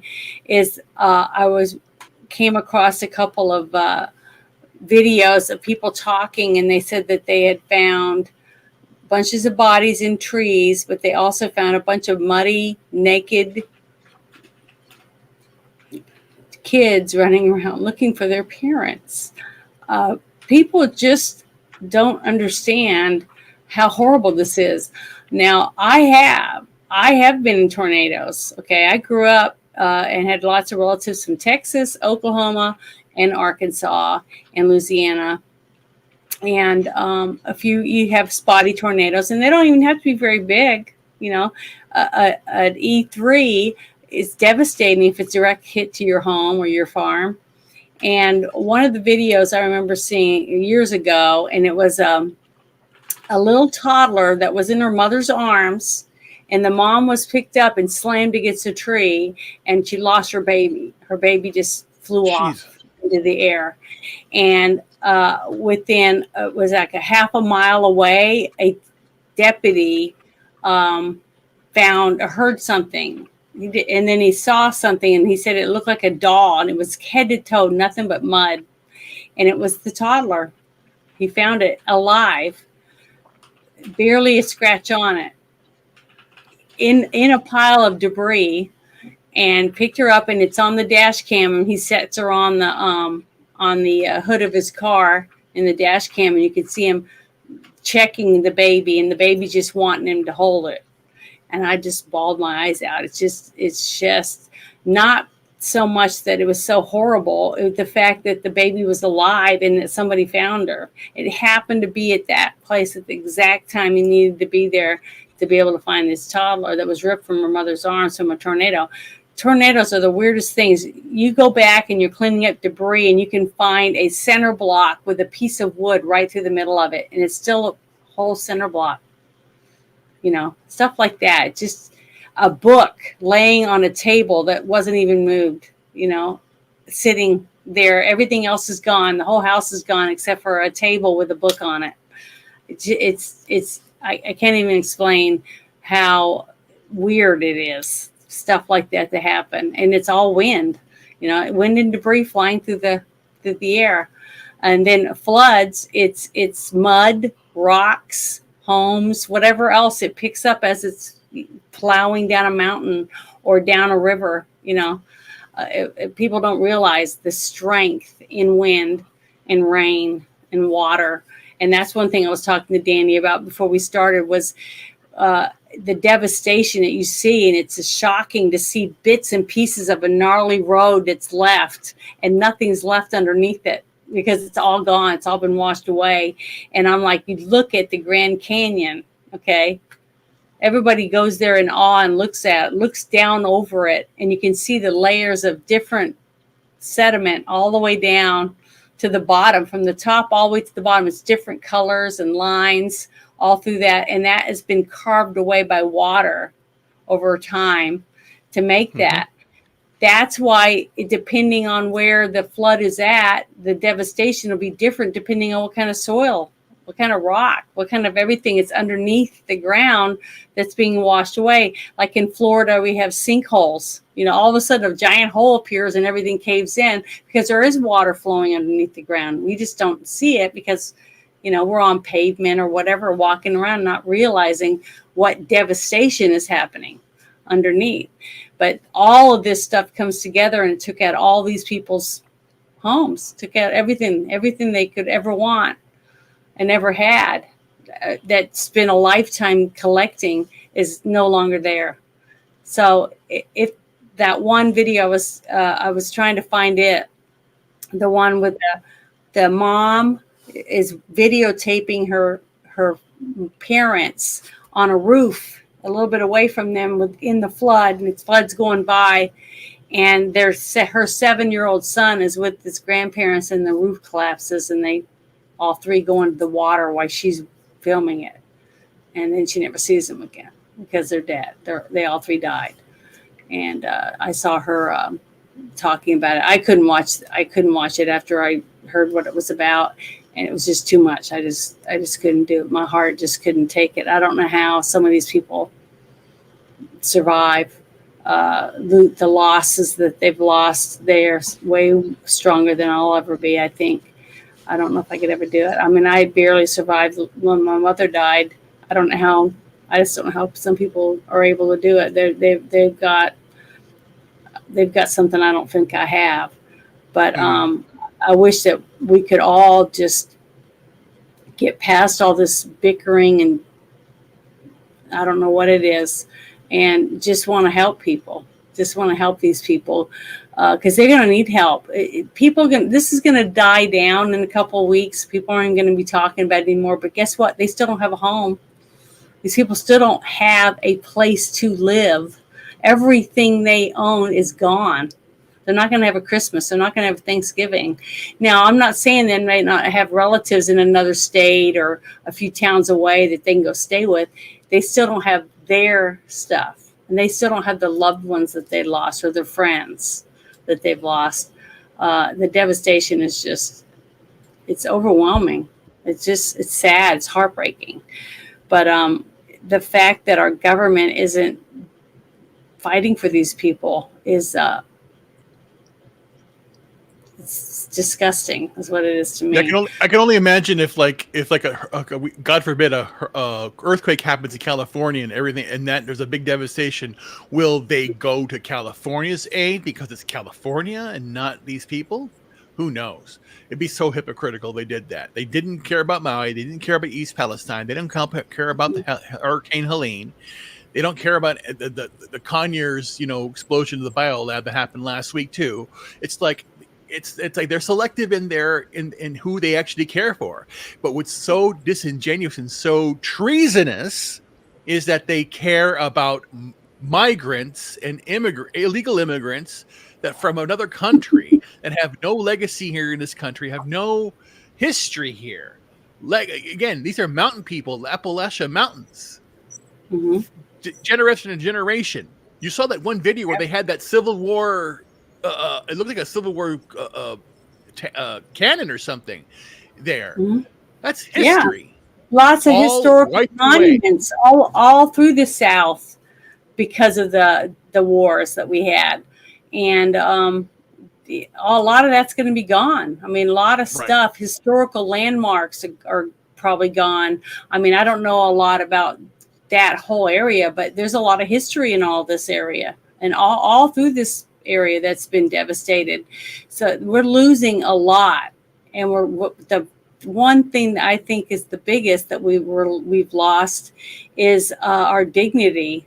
To other countries watching us bickering over some of this stuff, trivial stuff, when it should be just lives that matter. That type of thing. And to see this one gentleman that talked earlier, how upset he was. All I need is a couple of helicopters and we can save more people. But everywhere he goes, he gets headbutted, basically told, nope, can't do that. Nope, can't do that, because nobody gives a shit. Well, he does, but I mean, the people in charge don't give. It seems like, oh, we don't give a shit. It's not our family. We don't care. That's the attitude that I'm seeing more and more and more of. But this other thing I would like to share that I think it's important that we watch is I watched this earlier, and it's pretty good. I thought I'd share it with everybody. It's another person's point of view, perspective. All right, folks, Jeremy Harrell, LFA TV, LFATV.us. We have an update on the relief efforts going on, or lack thereof on the government's part, I should say, in North Carolina, Georgia, South Carolina, Florida, all those southeastern states that have been, absolutely devastated. Well, Kamala Harris, after days of not saying a word about this, just came out, not Joe Biden, mind you, not the president of the United States, but Kamala Harris, to let you know that FEMA, never fear, is going to release $750 per person who's been affected in the region. Yeah, that's right. Not bringing in, truckloads or storage facility loads full of the things that they need, first aid kits, diapers, formula, water. No, we're going to give you a government check of $750 and then send you on your way. Sounds to me a lot like Lahaina and Maui. $750 are what the residents got there and then banished from their land. And they're doing the same thing here in this citizen relief effort since our government is broke, which I'll get to in a minute. But they're doing the same thing they did in Maui here. They're trying to cut off all citizen rescue attempts. They're literally grounding planes and helicopters. They said it was for the Joe Biden flyover, but they're starting to do it pretty much permanently wherever FEMA has jurisdiction or decides to take over jurisdiction. And they're basically getting in the way. No, they are getting in the way of actual rescue and actual relief. And then Kamala Harris, again, not Joe Biden, comes out and says, we have directed FEMA to give you $750. That's what we're going to do because the federal government is stepping up. Meanwhile, if you saw my reporting earlier, they're not only cutting off rescue routes, they're not only grounding helicopters and planes, but they're also confiscating supplies under the emergency power of FEMA so that they have enough stuff to distribute and disperse the way they want to. That's right. There are tons of reports coming out, people on the ground for LFA TV and many more. Big shout out to Tyler Kramer. Big shout out to Joe. So many people out there doing great work. Pilots and everything, just reporters on the ground, people on the ground helping. Big shout out to all of them. But they're telling us that if certain things are delivered in different areas that FEMA has jurisdiction over, they're confiscating those supplies. They're also trying to get donations that were given through different various donation sites, like certain GoFundMe accounts and stuff, basically redirected to the federal government so they can disperse the cash or the assistance. They're also urging all of you to fund this by donating directly to FEMA. They don't want you to give it to people like LFA TV to help out or give it to anybody else. No. They want you to give it directly to them so that they can have control over it. Meanwhile, they come out and say, here's $750. That's what Kamala Harris just came out and said again. Not Joe Biden, the president, Kamala Harris, which is a bad look as it is, especially when Donald Trump has been out there helping people on the ground, bringing gas, bringing money, raising money, giving hope, all of that. And here's the kicker. FEMA just said they do not have enough money to last through hurricane season.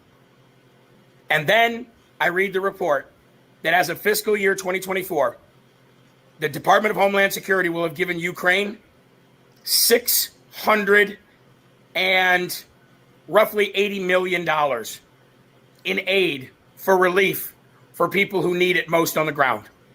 But we don't have enough money, says the Department of Homeland Security, which oversees FEMA and the Secret Service and pretty much everybody else. Alejandro Mayorkas, way to go. Jeremy Harrell reporting from LFA TV. We're going to give you all the updates. But don't worry, guys. You're getting $750 from the federal government.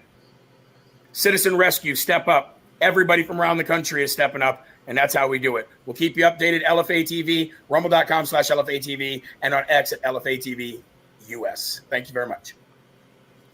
All right, folks. Jeremy. I think you misspoke. Not About what? 680 million, not 680 million, 680 billion. I'm going to verify that. No, I'll show you. Hold on. I got the thing to share with you to show you what exactly how much it was. Right here. It is 640.9 million. Oh God. That's how much right here. So, yeah. They love us, don't they? They love taking our purse. I mean, we're basically just an open wallet, because we work and we slave and we sweat and they take it out of our check. And we put money in Social Security that they're giving away to people that walk over the border and have us for today. That's the thing. I would always take jobs as they would be fit, but the majority of the job I did would be W-2 payroll jobs. But the last few years, there was always, corporate jobs, or I would do, direct transactions. Avoid funding this crap. I'm just done with it. I'm glad now that at least I'm going to be retired theoretically, officially in February of 2025. So I'm just done with this shit. I'm going to get out of here. Well, here's one more thing I wanted to share. I thought this guy was pretty good when I watched his video earlier. So I think it's something that we should watch for somebody who might not have seen it yet. This is from someone in Swannanoa, Western North Carolina. It's not too far from Asheville, where I grew up. We used to call it Swananowhere. It's a very small town. It has a population of 5,000 people. It says, I'm not even close to being able to tell the story of the last 5 days in Swannanoa. What I will say to people who are not in the hardest hit areas of Western North Carolina is that there are still huge gaps in communication, and many of the worst things that happened have probably not been reported or even understood yet. People are sharing firsthand accounts in person or by text that make it clear to me that there are still many, many fatalities that have not been discovered or confirmed. I've personally spoken to people who have dug living and dead people out of a mudslide, seen their neighbors swept away by water, and seen bodies that haven't been able to be recovered. We have heard stories from Montreat, Grovemont, Beacon Village, Botany Woods. These areas are miles apart from each other, and each place really different from each other. A child told me that he saw 3 houses slide down a slope into his neighborhood. Friends had to claw their way to safety with their 7-year-old while their neighbors died.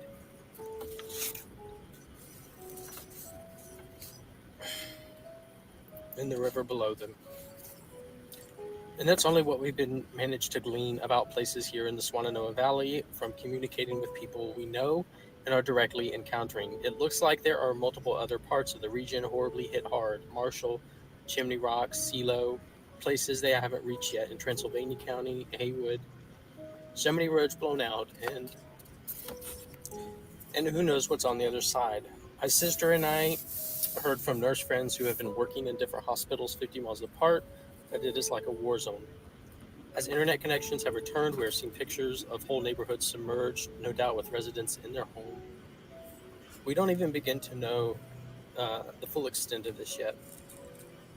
Western North Carolina is full of creeks, rivers, gullies, and all manner of flowing water. Roads and neighborhoods are often called Blank Creek, Haw Creek, Bent Creek, Garin Creek, Gap Creek, to name a few in Buncombe County. Communities are often named after the river that flows through them, like South Toe in Yancey, or Tuckasegee in Jackson County. We have hollers and steep coves. We have steep terrain and windy 2 or 1 lane roads. Many people here live in trailers. Houses and trailers are often down at the end of a road or tucked in a cove, or in a neighborhood along a creek or river, or down at the bottom of a valley or on a slope. Towns were built along rivers and neighborhoods tucked in there. There, towns and communities grew. Realtors highlight Bold Creek in home listings as a selling point. Trailer parks are often near creeks or rivers, as many houses and roads are near streams, creeks, and rivers. Sometimes things flood here. Certainly, we had our share of flood struggles during the 15 years I lived on a small farm in a river valley. But this event was nothing we would have ever thought possible.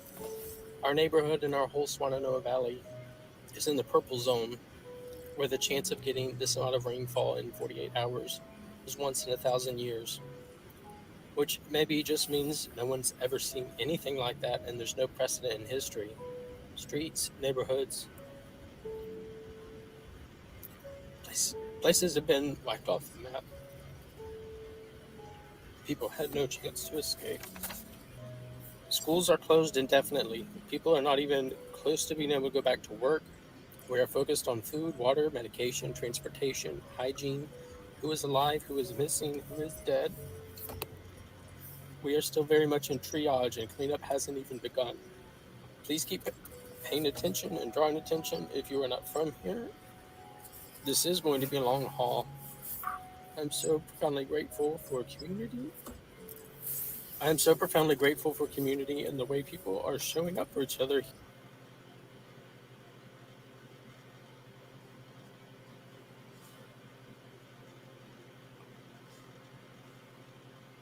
Yeah, it's pretty heartbreaking, isn't it?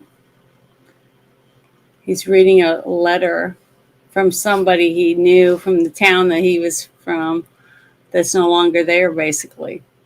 And that's a reality that these people have to live with now. That everything that they, just like you said, they live in the purple zone, which is where a flood like that would never happen once in 1,000 years. It's just shocking. But all of this is just terrible. I mean, it's just sad and heartbreaking. But in a way, it is wonderful to see how many people are coming together to help a total stranger, you know, because that could be you. I remember talking about this a couple months back when I was picked to be on jury duty. There was a jury pool for 4 months. I was one of the selected that every week, if I got a text or a phone call, I had to go to the courthouse and sit and wait to see whether or not I would be picked for jury duty. And I was excited about it because I was going to have the chance to make sure someone got a fair trial. That's how I looked at it. But when I posted it on X, I was sad. It broke my heart because I had 4 people said stuff like, wow, Janet, you're probably going to get picked to be the foreman, stuff like that. You're going to do a great job, and stuff like that. And then the rest of the people, like 20-something people, said, if you want to get out of jury duty, I'll help you. This is what you got, all you got to do to say, and they won't pick you. And I was thinking, if I was accused of a crime and I was needing a jury of my peers, I would want 12 people that gave a shit about whether or not they heard the proof about me and whether I would get a fair trial. Because if you think about it, did Trump get one when he was convicted of 34 counts?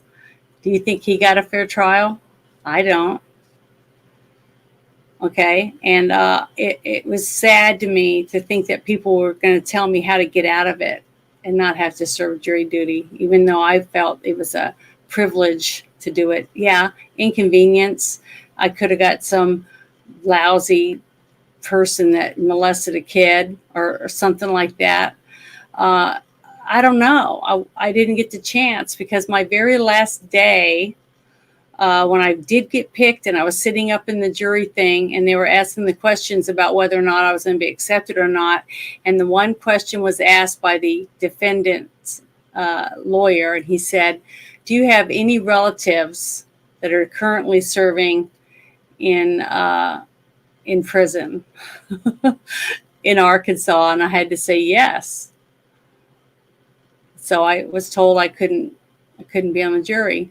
And the reason I couldn't say yes is because it was a person in my family that had was married to one of my sister's daughters that molested someone. Okay. And instead of going to court to a jury of his peers, he decided to take whatever the plea deal was. So he'd probably get less time. And now every 5 years when he comes up for parole, my, at the time, 9-year-old niece was going to have to go up and sit there and ask him not to let him out. So basically, you know, every 5 years, he gets a chance for freedom. Why the person he attacked and destroyed never gets to get free from that. So to me, the more and more I see of our government and the laws and stuff that they're forcing on us, taking away our rights, and that the guilty have more freedoms than we do. And I fight for that. I try to get people to stand up and fight for their freedom.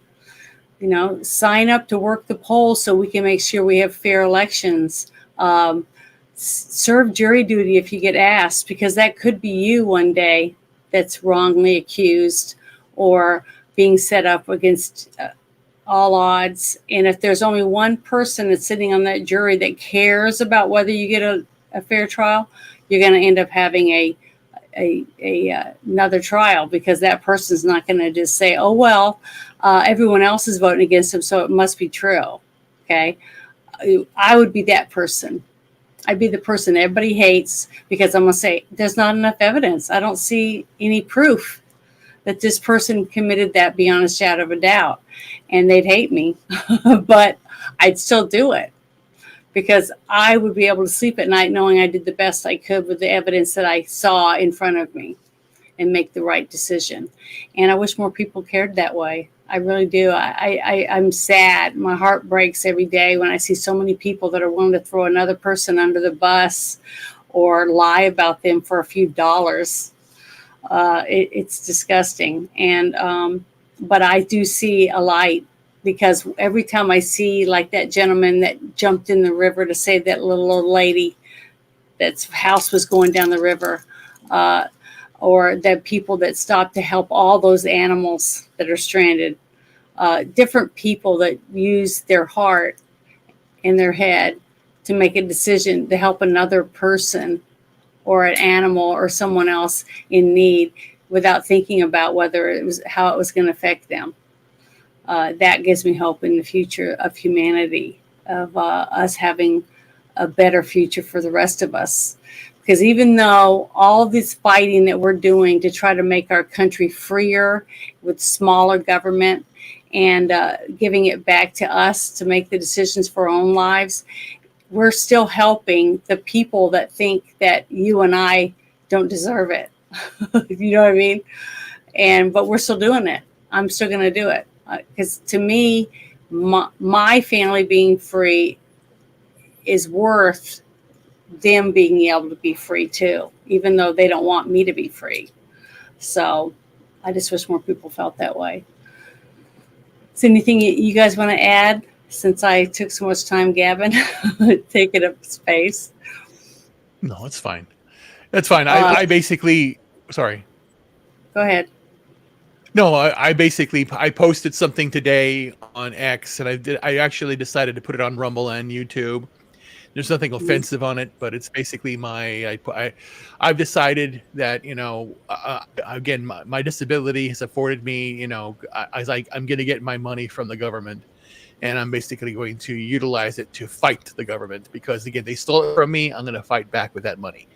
And, by mid-February, I'll have everything I need. And then I'm going to basically invest that in just exposing everything.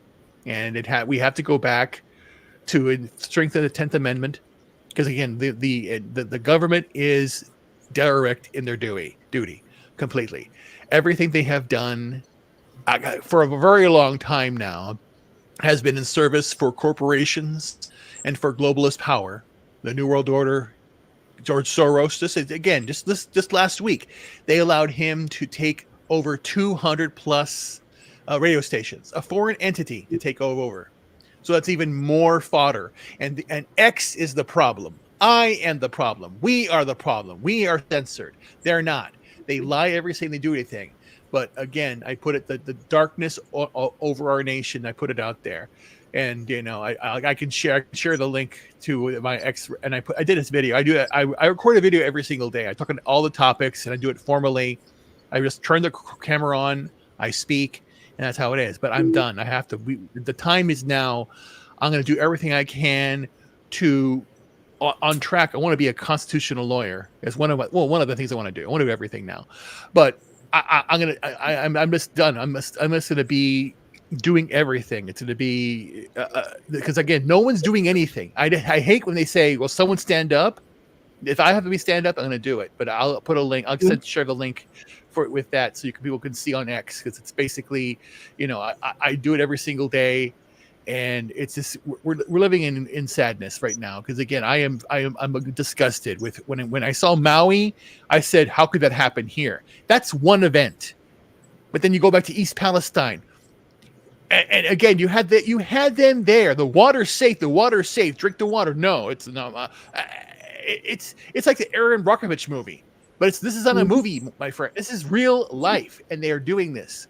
And I saw this happening, and I told you. I remember when they said, "Oh, they're going to blame climate change." And then they're going to say we have to do more about climate change. No, that would be coming out very soon about why we're having such worse tornadoes are getting worse, hurricanes are getting worse, the flooding's getting worse, and it's all due to climate change. That would be coming out very soon, I'm sure. If they haven't already started saying it. Here, I put my chat in the link though, so that's what I did. I posted out there, and the thing is, I do a video every day, and what I'm going to be doing is I'm going to be writing a policy book in line with the Anti-Federalist Papers. I'm going back and reading the old documents, why we got here, leading up to 1776, and it was just because of freaking a 2% tax on tea that started this shit. Back 200 years ago, and now we complain when we get a $2.50 ATM fee, but then now it's like, oh, who cares? These people live in red states. What are you thinking in your head? But again, there are a lot of good people out there doing stuff. But yeah, a lot of that are being stopped. But I can't believe by the Tennessee police and or who's telling these people to stop doing it? Is it FEMA came in? They're telling us we have to stop. We're just doing it. The women. No, stop following it. Don't say I'm just following orders. This is over. Done. When I played that video a few minutes ago, the one with the young man talking about what's going on with the trash and stuff, the debris from Florida. And he said, call the governor, which is DeSantis. So if we can get DeSantis to speak out against FEMA about what they're doing and why they're doing it, to stop people and telling people to take the junk and dump it back in their yards in Florida. I mean, if we can get DeSantis to stand up against that, then maybe that'll give pressure to these other states to tell FEMA, what the hell are you doing? You're making it worse. You're not helping us help these people. You're not helping anyone. You're not helping the state. You're not helping anybody. And get them to start clamping down on FEMA to do something. Right now, we got DeSantis is wanted to run for president of the United States. Well, maybe he can in 4 years if he can prove to all of us that he means business. Let's see him stand up against FEMA in his own state. You see what I mean? Hey, that's why I wanted to play that video. I think we should play every video that we find, like the ones that I played tonight, that are real people sharing real feelings about what's going on around them, what they're seeing being done right in front of them. Share that kind of information with people and get more people to share it with someone else and someone else and someone else. And the truth's getting out there, whether they want it to or not, because we are doing it. The people are taking back their states, taking back the federal government from the people that are trying, for whatever reason, to do the dumb shit like what he was saying about FEMA. Take the debris out of the giant bins they have filled and just dump it back in their yards. I mean, you got to be kidding. And if they're saying that in Florida, that means they're going to be dealing with all that. Well, I just showed you in those videos, it's been washed down a mountain. And who knows what's in that? They're going to be digging through that for months and months. And FEMA's not going to help them. Oh, we'll come collect it and get rid of it within the next year. You got to be kidding. It's ridiculous. But that is the leftist mentality. That's the mentality like the authorities will take care of it. You don't need a gun. The police will handle it. You don't need to do service rescue anything. Let the first responders do it. No, step up and do it. And they're not doing anything. They're too old. They're too slow. It's done. I'm done with this. I don't want to hear anybody say, "I'm just following orders." No, you're not. We're not doing this. You're not doing this anymore. And again, and just like well, as a side note, Tina Peters got 9 years in prison because she stood up for America. It's insane. Yeah. You're talking about the woman that came out and said all the stuff about Trump losing the election because of fraud. Is that the woman you're talking about? Yeah. It's pathetic. All this stuff. It's because they have control, or somehow have control over so many people in our judicial system that you can't make it a fair trial. Yeah, it's systemic. Right? It's systemic. It's because again, their 100-year plan. Their 100-year plan was to break up the family, and they started doing this in the big advent of World War One. Send the men out to war, come back. Oh, we now want to get women to fight men, so give them the right to vote and women's suffrage. That's the beginning of the feminist movement. The feminist movement has been proven. Gloria Steinem was a CIA asset. It's all stemmed to, again, divide men and women. Then during the World Vietnam War, Black Panther Party's rising up. The hippies are rising up together. Let's go the war of drugs. Let's divide them. Oh my God, Black Power's coming up because they couldn't hold down the slaves. Okay, let's divide them up. Let's tell Black mothers go. You don't need the fathers anymore. And then the Black people. Ice Cube brought it up recently that the CIA and was behind all rap music. They caused it because they wanted basically to have everybody. So you're following. You fell for government propaganda, basically, and you have Taylor Swift being a psyop too, having people not get married and be childless. Mm-hmm. And then they all tie that together with you can't have a kid because that's going to affect global warming. Where you had at the DNC, like I said, vasectomies and abortions outside because you want to make them sterile. And again, and then of course, if you're sick, you have this ADHD nonsense, which is caused by food poisoning and red dye and all that, and yellow dye and all these other things, and being psychotic in your head to feed that psychosis to have people say they're on the spectrum. There's no spectrum. You're a fucking loon. I'm done. And then again, and now they go after the people that have a legacy in the Appalachian Mountains, so to destroy families, so that when they come back, the cities are gone, and it's polluted and contaminated with human bodies, and then it's now they make it a lithium mine and sell it out to BlackRock. It's just dumb. Well, here is a video what you just said, what you were talking about. I saw this and I had to go get it out of my bookmarks to share it. I want you to listen to this gentleman, and he's very, very smart. And the way, if you think about it, it's exactly, I think what he says is genius and basically telling the truth. But this is his opinion, and it's my opinion that I think people should hear it. And hopefully you guys will enjoy this. But this guy knows what he's talking about. If I were a rich white racist that hated Black people, this is what I would do. I would handpick young Black boys, mostly from single mother households who want to be rappers, and pay them millions of dollars to make music geared to destroying the Black communities. I would make young Black women become dependent on government assistance, but only if there's no father in the home. I would dump drugs into poor Black communities, incentivize them to sell it and use it to cope with their problems, then put them in prison. I would turn Black women against Black men, making them disrespect them and hate them. I will use Black celebrities, daytime TV, magazines, and the media to help push this. I would then poison their food and make it cheap, so that poor Blacks can afford to buy it, which will slowly kill them off. Then I'll implement liberal politicians and celebrities. They'll sell them truthful sounding lies. They'll pretend to relate to them. They'll make them think that Republicans are only for the rich and we're for the poor. Even though we live in big houses and safe neighborhoods far away from you poor Blacks. And for my final trick, I'll cut them off at the source. I'll stop them from reproducing. I'll make abortion their get out of jail free card. I won't even have to kill Black people. I'll just stop them from ever being born. And I'll make sure Black women have abortions at a much higher rate than white women. They'll never suspect a thing because we'll make up some catchy slogan, something like, my body, my choice. Yeah, that'll get them. We'll keep them broke, emotional, childless, and fatherless. And the best part is they'll still vote for us.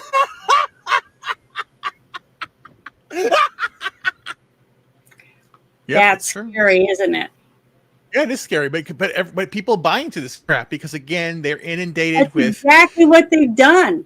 That sounds exactly like step by step what they were going to do. What the devil would do. It reminds me. You know what it reminds me? That is right there. What he said is the reason why the border's wide open, because they have to replace all the Black people that they've lost because they finally realized they don't give a shit about us.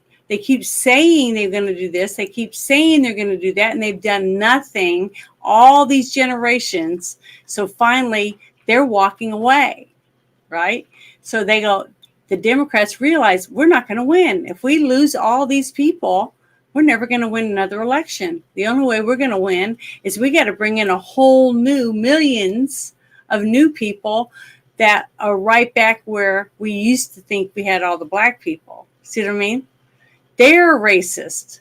See, I've never, ever looked at anybody simply because, oh, look at them, they're black, or look at them, they're Asian, or look at her, she's a pretty blonde. I never looked at a person or liked a person or disliked a person because of their skin tone or their hair color or any of that stuff. Either they're a dickhead or they're not. You know what I mean? That's how I've always looked at a person. It's their actions. Well, how does a person talk to another person? How do they treat that other person? That's how I judge a person. And I try to be the best I can be because I try to be what I think my mother would want me to be. Because that's the one person I looked up to the most in my life was my mother. And I've always tried to emulate what I learned from my mom. And that's just how I am. And I have 4 sisters and we're all different, you know, but we're all good. None of us have ever been arrested. We've never done anything to go to jail or anything like that. I'm not saying we're perfect or anything like that. No one's perfect, and we have to work on ourselves every day. But I do try to help people by telling them to be yourself. It's if a person doesn't like you because of who you are, then you don't want that person as your friend. If they expect you to change, to be something you're not, then they're not looking out for your best interests, and you should stop wasting your time with that person. You know what I mean? Yeah. And that's how I look at it. And a lot of people don't like me because of it, but that's fine. I don't care if they like me, because a person who doesn't like me because I want to be me, they don't deserve me as a friend. That's how I look at it. That's how my mother used to. Yeah, and Medi, is it Medi? Mm-hmm. M-E-D, Medi. Yeah, and guess who warned about the two-party system? George Washington on his farewell address. So George Washington, when he left office, said, don't use party systems. And we used it because, and again, it's a 250-year failure of relying on parties. It's insane. It's nuts. And then the other greatest speech is Eisenhower's farewell, where he called it out, military industrial complex. He laid it all out. And again, we still didn't listen. And that was when it really started ramping it up, where they had MK Ultra, where they had the covert stuff, where they started doing Operation, Northwoods, the Operation Mockingbird, everything they were doing, infiltrating every movie, every album, every corporation is backed by the government or is in as a part of a spying operation or a insidious thing that the government's doing against its people. It's insane. Yeah. And then nearly 50 years ago, I put in the private chat, Paul Harvey's famous speech from 1965, "If I Were the Devil." You should play that because that's against chilling. Okay, let me. Every single thing he says is come true. And this is nearly 50 years ago. Which one is it? Gladio. Operation Gladio. Yes, another one. Yeah, I've had her on my show before, but I mean, which one is the one? Yep, all that stuff. He's talking about Paul Harvey. If I Were the Devil is what it's called. Oh, okay. Yeah. Harvey, which one? Which link is it on here though? The last one. The last one. Okay, I'm gonna get that real quick. So it's I have it titled. I just put all the information there regarding the fact that here's another thing. Since Biden has taken office, we have sent $113 billion with a B to Ukraine. Yeah, I know. Just one country. Yeah. Just one country. So just 1 second. I'm letting it go through the commercials so I can pause it. That's fine. It's okay. insane. I saw a list today on, I think Owen Schroyer showed today a list of, it had the 100 and some of Ukraine, but there was like 12 countries that we gave $1 billion or more to this year. It was like Somalia and Israel and a whole bunch of them. And we give countries that say "Death to America" all the time. We give them money. Was it 230 million accidentally went to Iran? Accidentally? What do you mean accidentally? Yeah. Well, here we go. Here it is. And I'm going to make it bigger, even though it doesn't, it's not really a video or anything, but I'm going to play it if everybody can hear it. If I were the devil, if I were the devil, if I were the prince of darkness, I'd want to engulf the whole world in darkness, and I'd have a third of its real estate and 4/5 of its population, but I wouldn't be happy until I had seized the ripest apple on the tree. So I'd set about, however necessary, to take over the United States. I'd subvert the churches first. I'd begin with a campaign of whispers. With the wisdom of a serpent, I would whisper to you as I whispered to Eve, do as you please. To the young, I would whisper that the Bible is a myth. I would convince them that man created God instead of the other way around. I would confide that what's bad is good and what's good is square. And the old I would teach to pray after me, Our Father, which art in Washington.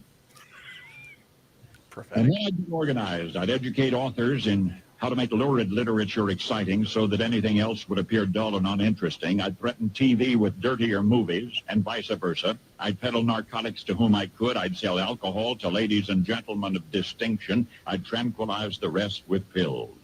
If I were the devil, I'd soon have families at war with themselves, churches at war with themselves, and nations at war with themselves, until each in its turn was consumed. And with promises of higher ratings, I'd have mesmerizing media fanning the flames. If I were the devil, I would encourage schools to refine young intellects, but neglect to discipline emotions. Just let those run wild. So before you knew it, you'd have to have drug-sniffing dogs and metal detectors at every schoolhouse door. Within a decade, I'd have prisons overflowing. I'd have judges promoting pornography. Soon I could evict God from the courthouse, then from the schoolhouse, and then from the houses of Congress. And in his own churches, I would substitute psychology for religion and deify science. I would lure priests and pastors into misusing boys and girls and church money. If I were the devil, I'd make the symbol of Easter an egg and the symbol of Christmas a bottle. If I were the devil, I'd take from those who have and give to those who wanted until I had killed the incentive of the ambitious. And what'll you bet? I couldn't get whole states to promote gambling as the way to get rich. I would caution against extremes in hard work, in patriotism, in moral conduct. I would convince the young that marriage is old-fashioned, that swinging is more fun, that what you see on TV is the way to be. And thus I could undress you in public, and I could lure you into bed with diseases for which there is no cure. In other words, if I were the devil, I'd just keep right on doing what he's doing.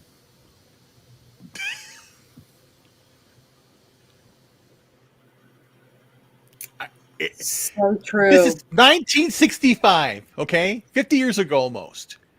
Everything has come true. And I remember something. There was I was in Roosevelt University, and I gave this speech in front of a speech class, and everyone booed. Why are you talking about? What are you talking about? And I don't give a fuck because I didn't. I said everything's corrupt. So you're square. You're this and that. They called me square. This is 1990 what I believe. Or no shit. Before that, whatever. But still, the point being is this is what we're doing. This is where we are. And again, I'm done. I'm not sitting on the sidelines. As soon as my money gets cleared, I get it out. I'm not using cash anymore at all. I stopped using cash a long time ago. I want to basically put everything into gold, silver, crypto, and then if I need something, I'll use it. But I want to invest everything in something, not stock market. Fuck the stock market. It's all bullshit too. It's all lies. That's going to collapse. It's just dumb. We're living in the fourth turning right now. People have to wake up. And if anybody votes for a Democrat or a Republican that wants war, they're the enemy of the state, of us. They are. They're lost. And they still believe this shit. They released the unredacted Jack Smith thing, and people are still in line saying, "Why isn't this guy in jail? Why is it?" What are you talking about? It's all lies. It's manufactured, and they don't believe it. They still don't believe it. And who's leading the charge? MSNBC, ABC, CBS, all the news, the government officials. They're saying yes, it's true, but it's not. 60 Minutes has still not apologized to Trump for complaining that Obama spied on my campaign. Oh, he did not. The Hunter laptop, but we know it's Russian. No, it's all those two. And there's a Leslie Stell interview. Those were true, and still, people believe this shit. I'm just done. I know. I've had people that I've talked to recently, like in the last couple months, that still believe in the PP dossier. Yeah. When I told them, I said, Hillary Clinton paid for that shit. No, she didn't. I said, it's on the news. You can look it up. But see, now you can't look up anything. Like I was trying to find stuff today to put the 3 different links for who to donate to. I mean, you have to go halfway down a whole stack one after the other of all things that they want to push at you and not what you're looking for, because they don't want you to see anything that you're looking for. Like there was an article about Donald Trump and how he, just all lies about him, but it was on whatever the different stuff that Google offers. And then I was on DuckDuckGo, and then I was on a couple other things. It's all propaganda. But because of the Smith-Mundt Act, basically, thanks to Obama updating it, they can say whatever they want. They can say anything they want, lie, slander, whatever, and there's nothing you can do about it. You can't sue them. So if they do apologize, let's say they said the headline's this big on the front page. Well, guess what? They can apologize, and it can be a tiny line this long in the very back page of the newspaper. Because they don't have to do shit. There is nothing you can do about it until we can get some other people in there to change this stuff and take that out. That's what we have. I mean, there's really nothing else we can do about it. But I was just going to ask Danny, are you still with us? I haven't heard Danny speak in a while. Is he still there, or did he fall asleep? I'm wondering. I don't hear him. Are you there, Danny? Fed up? Are you still alive? Yep, still here. One thing I will say, you were talking about the different speeches and that, another one I'd add, and I think we definitely are at a time that fits, is Reagan's A Time for Choosing speech from 1964, I think it was. Do you have that, Ruben? Find it real quick. Okay, good. Ruben's pretty good at finding good stuff. Tremendous, and it's really fitting for today, because a lot of people are at a time for choosing. Something I did want to share out that I just heard from our area, in Haywood County, which is another border county to Asheville. One of the businesses there was doing, free, giving out goods to people, water and food and stuff.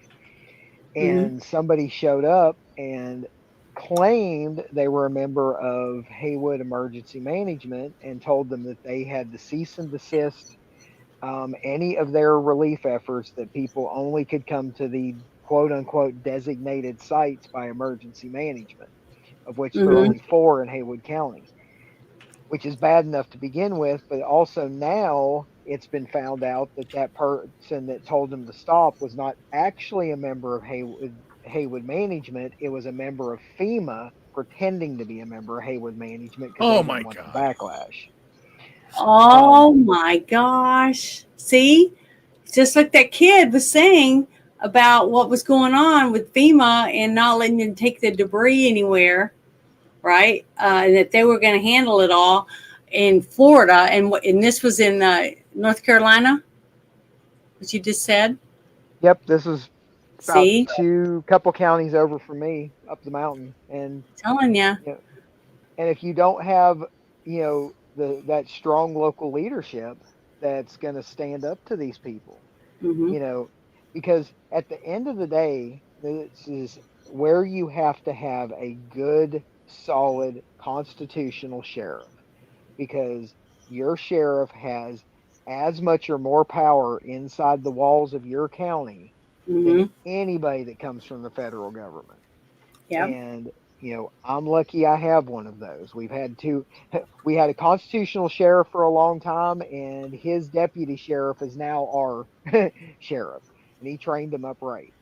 um and you know because we had issues when Francis, we got hit by Francis and Ivan back to back in '04 Yeah. here. And I was working at a healthcare plant here, and it was one of those, you hear the stories of the managers that aren't informing people what's going on and aren't letting them go. I was at that plant when the waters were rising, and we didn't know. And he wasn't going to let us out. And the sheriff actually drove out in the middle of the storm and basically got on the phone, told the plant manager he had to meet him there or he was going to drag him there in handcuffs.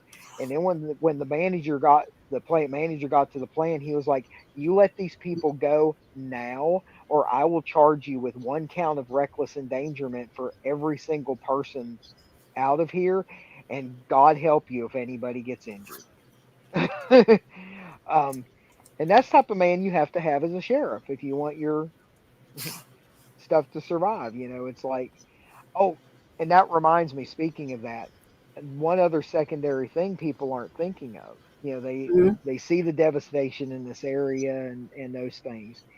Well, we just happen to have in my county the Baxter Healthcare IV bag plant. It produces almost half of the IV bags for the entire country and all the supply for the U.S. military, and it is currently closed. Um, Mm. it even has a levy. It's so important. It's on the top 50 terrorist watch list. That's how Oh, important jeez. this plant is. And it actually breached the levy, and they're trying to get production back up. They're trying to work with other suppliers and get manufacturing ramped up at some of their other plants to make up for it, but they're already having to do rationing. And so this is that one plant being down, that's literally going to affect medical across the country. Hmm. Yeah, and I did hear earlier before I started, or maybe it was right after I started, that the strike has been settled. Oh, really? So yeah, that they're Yep. going back to work. So I have heard that. Oh, That's good good. news on top of some of the devastation that we've just went through. But you're right. Um, if I was the people from your state that weren't hurt or in the middle of any of this flooding and stuff, I would be asking your governor and other people, your state representatives, what they're going to do about elections and how are they going to help all the people in this devastated area of your state make sure that they have the right to vote. You know what I mean? That they make special, do whatever they have to help these people have the right to vote. That they've already lost their homes and everything, don't take their right to vote for change or whatever it is they want. I don't care if they're Democrat, independent, or a conservative, or Republican, or whatever they have next to their name. These people deserve the right to have their vote, period. So whatever this state has to do to set up special places for these people to vote, whether it's at hotels, uh, wherever it is, they need to do something. They need to step up to the plate and make sure these people in all these states that's been devastated with floods or other damage from the hurricane should have the right to vote, period. You know what I mean? I hope that somebody will do something to make sure that happens. There's a typhoon going to hit probably Taiwan too. Oh, really? Yeah, Another I'm looking one? at it right now. I'm looking at it right But now. but I just want to say thank you to guys for hanging out with me tonight, because it's already after 10 my time, Central Time, and fed up. I just want to let you know that I'm praying for you and your family, and praying for your state. I'm praying for everyone that has been touched by this horrible hurricane aftermath, basically, and that they get the help they need, and that they find their loved ones, whether they're alive or not. I just hope I want them to be able to know where they are so that they can put them to rest. I really do. I want to pray for that. And I hope everyone else will. And I pray that they can keep raising money and getting more people to come and help them start trying to get things put back together. That's really what I want to see. I would love to see that. And thank you for joining me tonight on my little bitty show. Yeah, make sure share out the link at the last link I sent out to everybody. So we're Time for Choosing by Ronald Reagan. It's a 30-minute speech, but it's worth listening to. Well, I can listen to it if you guys aren't ready to go to bed yet. If you're not ready to leave, but I will share it in the chat anyways. Yeah, so we can wrap it up. So everybody can see it if they want. Because I haven't heard anything from Danny. I think he's fell asleep on me. So, that happens sometimes. Because I'm long-winded and no, just kidding. Yeah, I am big time. But thank you, Fed Up. I really appreciate you coming and telling us what's been going on with you and your family, and what's your point of view on some of the other things that we talked about. Oh, no problem. Glad to share it out, and appreciate the opportunity to share it out, because it's not getting out there. I was really glad all the different hosts on M4s actually today, they were exclusively taking calls in from the various hurricane areas, and actually there was the end of Alex's show was back-to-back calls from my county and telling what was going on. And yeah, I'm gonna definitely watch it tomorrow. Alex Jones. Yeah. And they were doing it, especially Alex. He took a bunch of calls from people from Florida and Tennessee, Georgia, some calls from South Carolina, a bunch from North Carolina, just talking about the different things. Like the one guy from my county was even talking about some of the areas up in the mountains, they can only get to it by pack mule. That's how bad it is. Yeah. It's just crazy. I know. I've been in the mountains before. I mean, up in the Ozarks, it's not as big mountains as you guys have, but we have mountains and people that live up there. And some of the only way you can get to their house is basically a one dirt road with one road. You have to pull off in the ditch for someone to come by. It's like a one-way driveway basically. And and then you pull up in some of these places. I've had some of my friends that were EMSs, and they talk about not just in Arkansas but in Louisiana too, where they'll pull up because they got a call from a house, and they pull up and they got these little tin little houses sitting out there. It's roosters, they raise roosters for like cockfights and stuff, and so they're everywhere, all over the yard. And then they got hound dogs, and people are afraid to get out and go up to the door because they don't want to get attacked by a rooster or by a dog. And people just are shocked when they see some of these people's homes, because they're like a shack, and instead of they don't put siding or anything. They got like the black tar paper on the sides of the house with the big fat nails, and then they have a tin roof, actual tin, stuff like that. And that's how these people live, and they're happy. They're happy to live that way. This is how they, this is like the second or third generation living in the same house, and they just add a room on. to the back, stuff like that. I used to have relatives that I remember going to see that lived in Texas that lived like that, and they, they had a garden and raised chickens and whatever else. But that a lot of my mom's side of the family were very poor, and that's how they lived. And some of them even lived on the reservation in Oklahoma and Arkansas. So, that's why I think I understand a lot of these people and the way they lived, and they liked their lives. They liked little interaction with lots of city folk. That's just the kind of life they'd like to live. And they'd have a still or a few other things like that. But they can their food and, did all those things. And there's lots of people that still live that way. And they have the right to live that way, though. The Constitution says so. They pay their taxes and they're good people and they go to church on Sunday. They have every right to live that way. And we don't have the right to tell them they can't do that,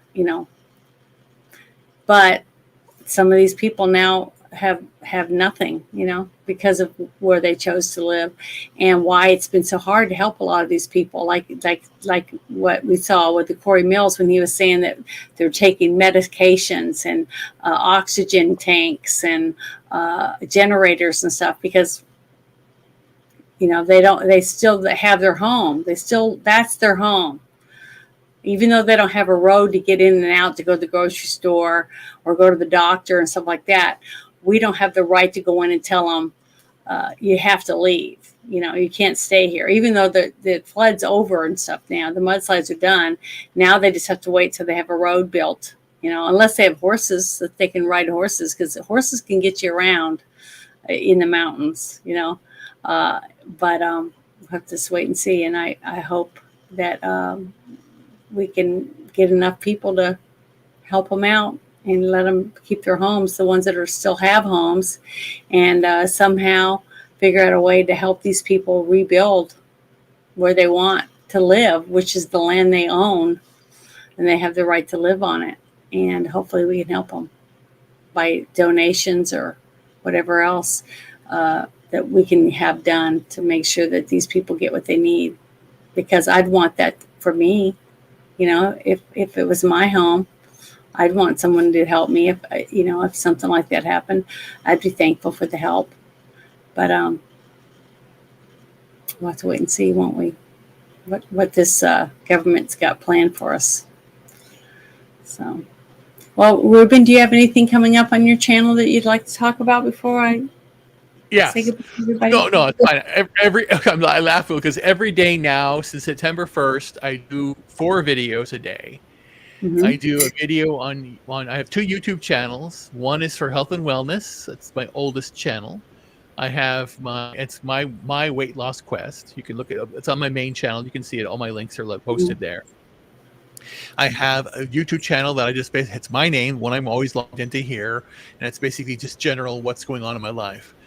I have 7 channels on Rumble, but I'm posting to one right now, My Conjecture, where I basically say everything that's going on here, all the conspiracies that are true. Mm-hmm.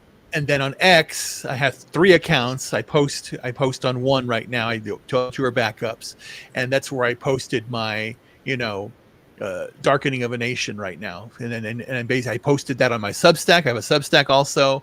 But the main thing here is that what I'm doing every single day is basically saying, I'm done with this shit. I'm not taking it anymore. That's what I'm doing. And I will be doing something with action. I'm not gonna create a podcast to do something. I'm gonna create documents. I'm going to be part of the Convention of States. We have to have the 3rd Continental Congress. We have to get rid of the U.S. Code. I'm going to utilize the machine algorithms to go through the U.S. Code and take out all of the crap. It's done.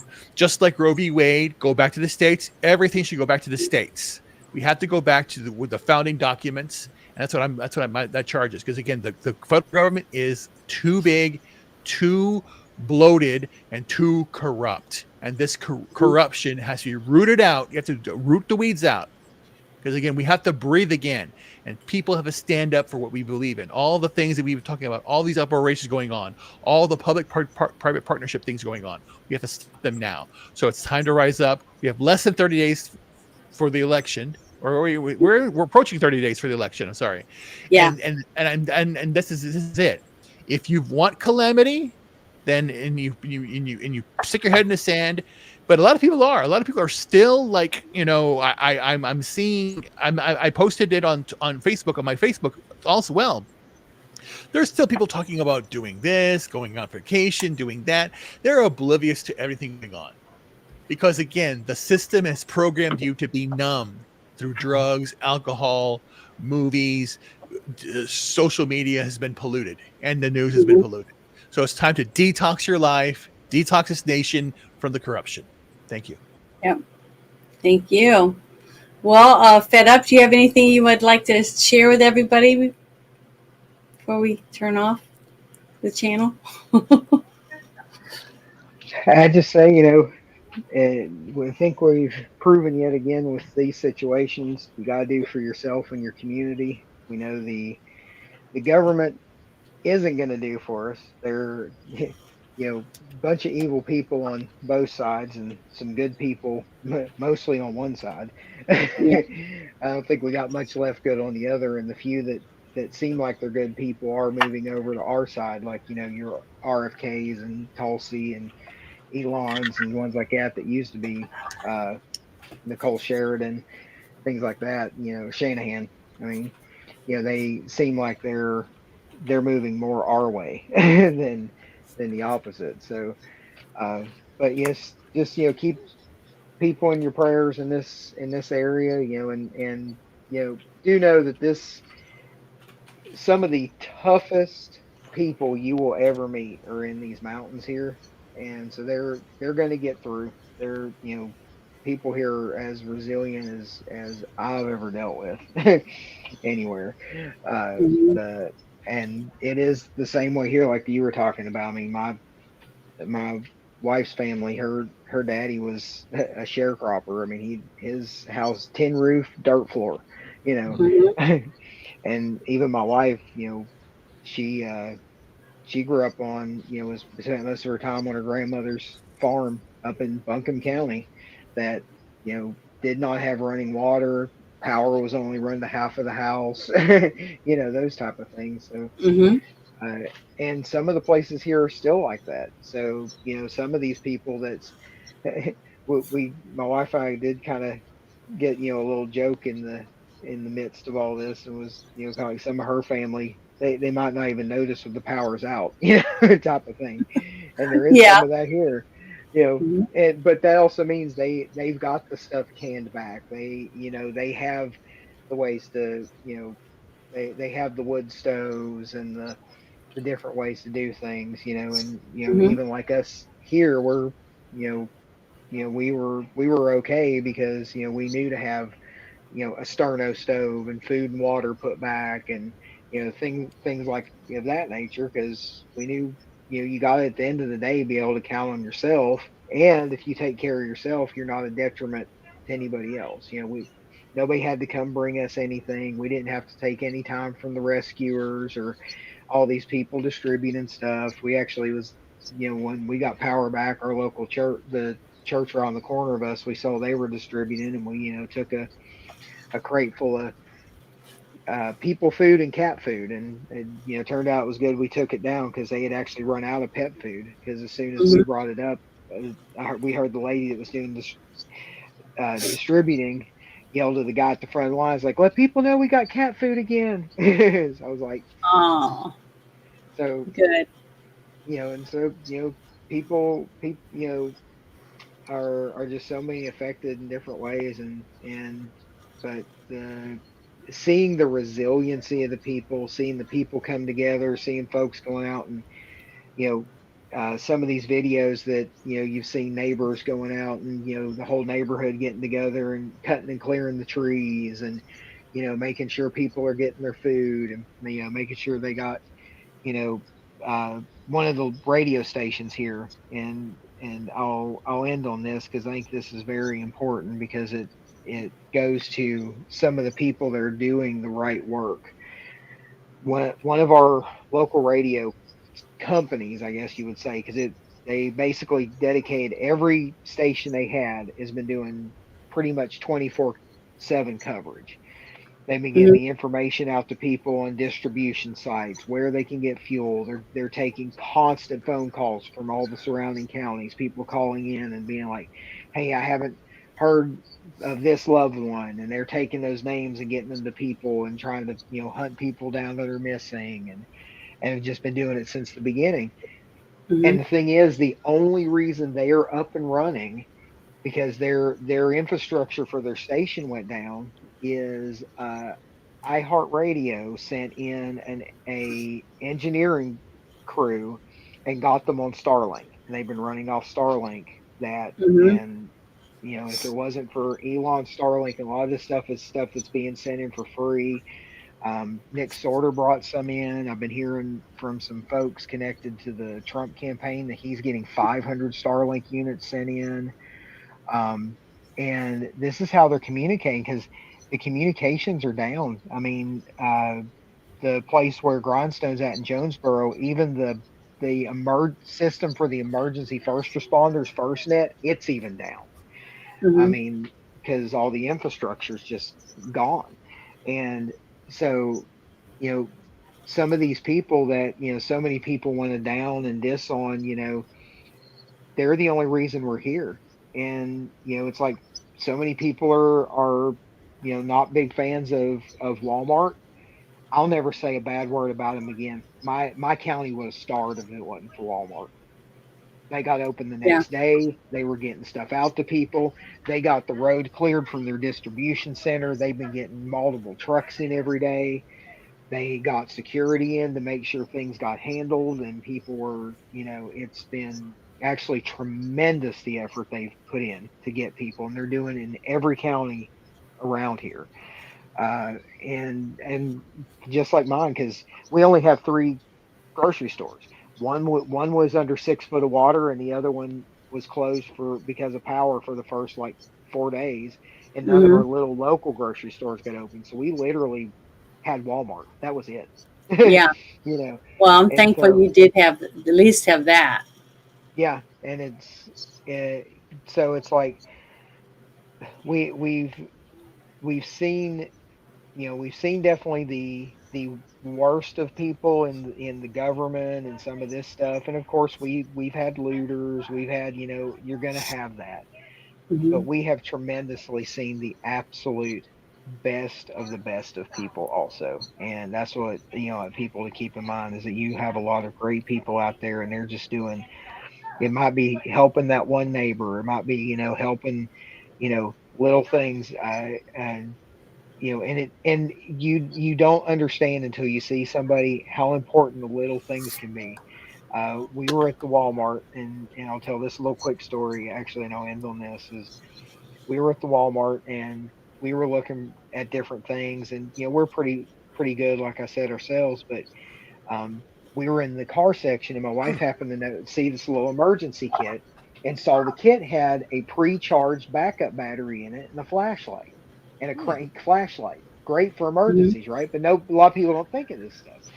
And there was this lady and her kids, and she was at the section that's normally the flashlights, and the only thing left was rechargeable stuff, which you can't, really charge.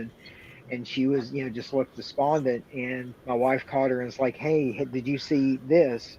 And it wasn't actually that expensive either. And she's like, "It's got a backup battery and a flashlight." And her eye, it was like Christmas morning, you know. And there was Yeah. one other lady coming through, and she was like, "That's got a battery in it." And my wife's like, "Yeah, there's two more of them back there." And it was just, it's just little things like that, just help that littlest thing. I mean, it was just helped those two families tremendously because it gave them that little bit more, maybe to get that little bit more on their cell phone to get, get some help, or find, get that call from a loved one that, "Hey, I'm safe." It's, and so just every little thing helps. Yeah, it does. You don't realize how much you really like the little things until you don't have them, you know. But I just want to say thank you for coming on and sharing uh, your story and everything. And thank you, Ruben, for joining me tonight, too. I'll see you tomorrow night. Yes. Yeah, tomorrow night is the Friday Night Shit Show, and I'll have Orange Hat and Ruben will be on there with me, and we'll be talking about a bunches of other things, not just the hurricane, because tonight I wanted to give the whole show for that type of stuff. But I'm also on Saturday. I'll be playing Dungeons and Dragons again all day. It's a board game like thing, you know, where we roll dice and move our people around or whatever. It's fun. I really enjoy it. It's role playing. And then on Sunday, we're going to watch the movie, The Book of Eli. I picked that one for my week. And we'll be watching it in Bruce's Discord. So if anybody would like to watch The Book of Eli with us, well, just ask me and I'll send you the link. And then we're going to review it afterward. Around 2:00 is usually when we start the review on live. You know, we'll do it like we're doing right now. So that's what I got planned. So hope to see some people that hang out this weekend. It'd be fun. But that's what I got planned. But Danny, are you there? I sent him a message and he hasn't responded. So I think he fell asleep. But I want to say thank you to Danny anyways for joining us this evening. He talked a lot earlier. But this was important, I think. I think a lot of people that got to see some of this, and it's going to be posted, so it'll be able for people to watch it later on, about some of the stories that we got to talk about that we're still trying to figure things out and why certain decisions are being made the way that they're being made. And this is proof, because later on in a month or two, when we come back and watch this again, we can say, see, this is what was happening, and now they're saying it's this, you know. So we'll have something to compare it to in the future, which I think is important. That's why history is important. You know, you learn from it. You learn from your mistakes. And when they try to change history by burning books or just hiding the information, it just hurts the future generation, because they didn't know that was already a factor in the past, because they weren't told, you know, you can better yourself, or you can do this, that, and the other and do it different this time, and it won't end up the same way. But we'll see. But I just want to say thank you to everyone again, and everyone in the chat that hung out with us and that wanted to listen to what we had to say. I really appreciate that. And I'd like to close with my favorite video right now that I do every night or every week that I've been using, because ever since I saw it, I just think it's great and very informative. Everybody have a great evening. Obama will go down as perhaps the worst president in the history of the United States! Exclamation point at real Donald Trump. Well, at real Donald Trump, at least I will go down as a president. I know people have talked to you about whether or not you want to run. Would you ever? Never got so bad, I would never want to rule it out totally. A new world order. These allegations are false. Weapons of mass destruction. The USA Patriot Act. The blueprint for large corporations. We once were, we are no longer a Christian nation. Donald Trump confirmed that he is considering a run in 2016. Do it. I am officially running for President of the United States. He will never be President of the United States. Donald Trump will never be elected President of the United States. People are watching these results come in. We are going to make this decision now. Donald Trump will be the 45th President of the United States.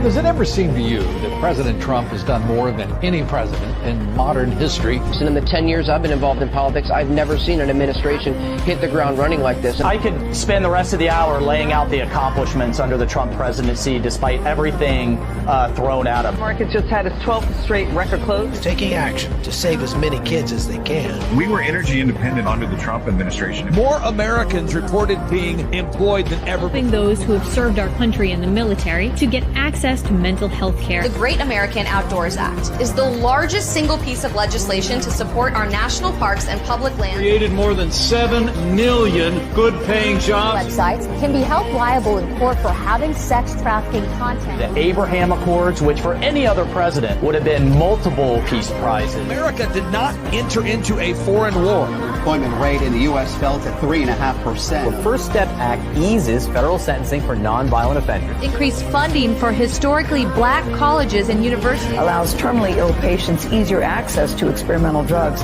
Kept the inflation rate low. Honored with the Bipartisan Justice Award. Had a massive MS-13 gang problem. 3.9% is the unemployment rate. Requiring airports to provide lactation rooms for breastfeeding mothers. Middle class family income increased nearly $6,000. A dramatic escalation in his crackdown on illegal immigration. An advocate for educational choice. Tariffs on Mexico and Canada. An act preventing animal cruelty and torture. Taking out Baghdadi, the head of ISIS, Soleimani, the Iranian general. Save Our Seas Act commitment to environmental issues. We're saying Merry Christmas again.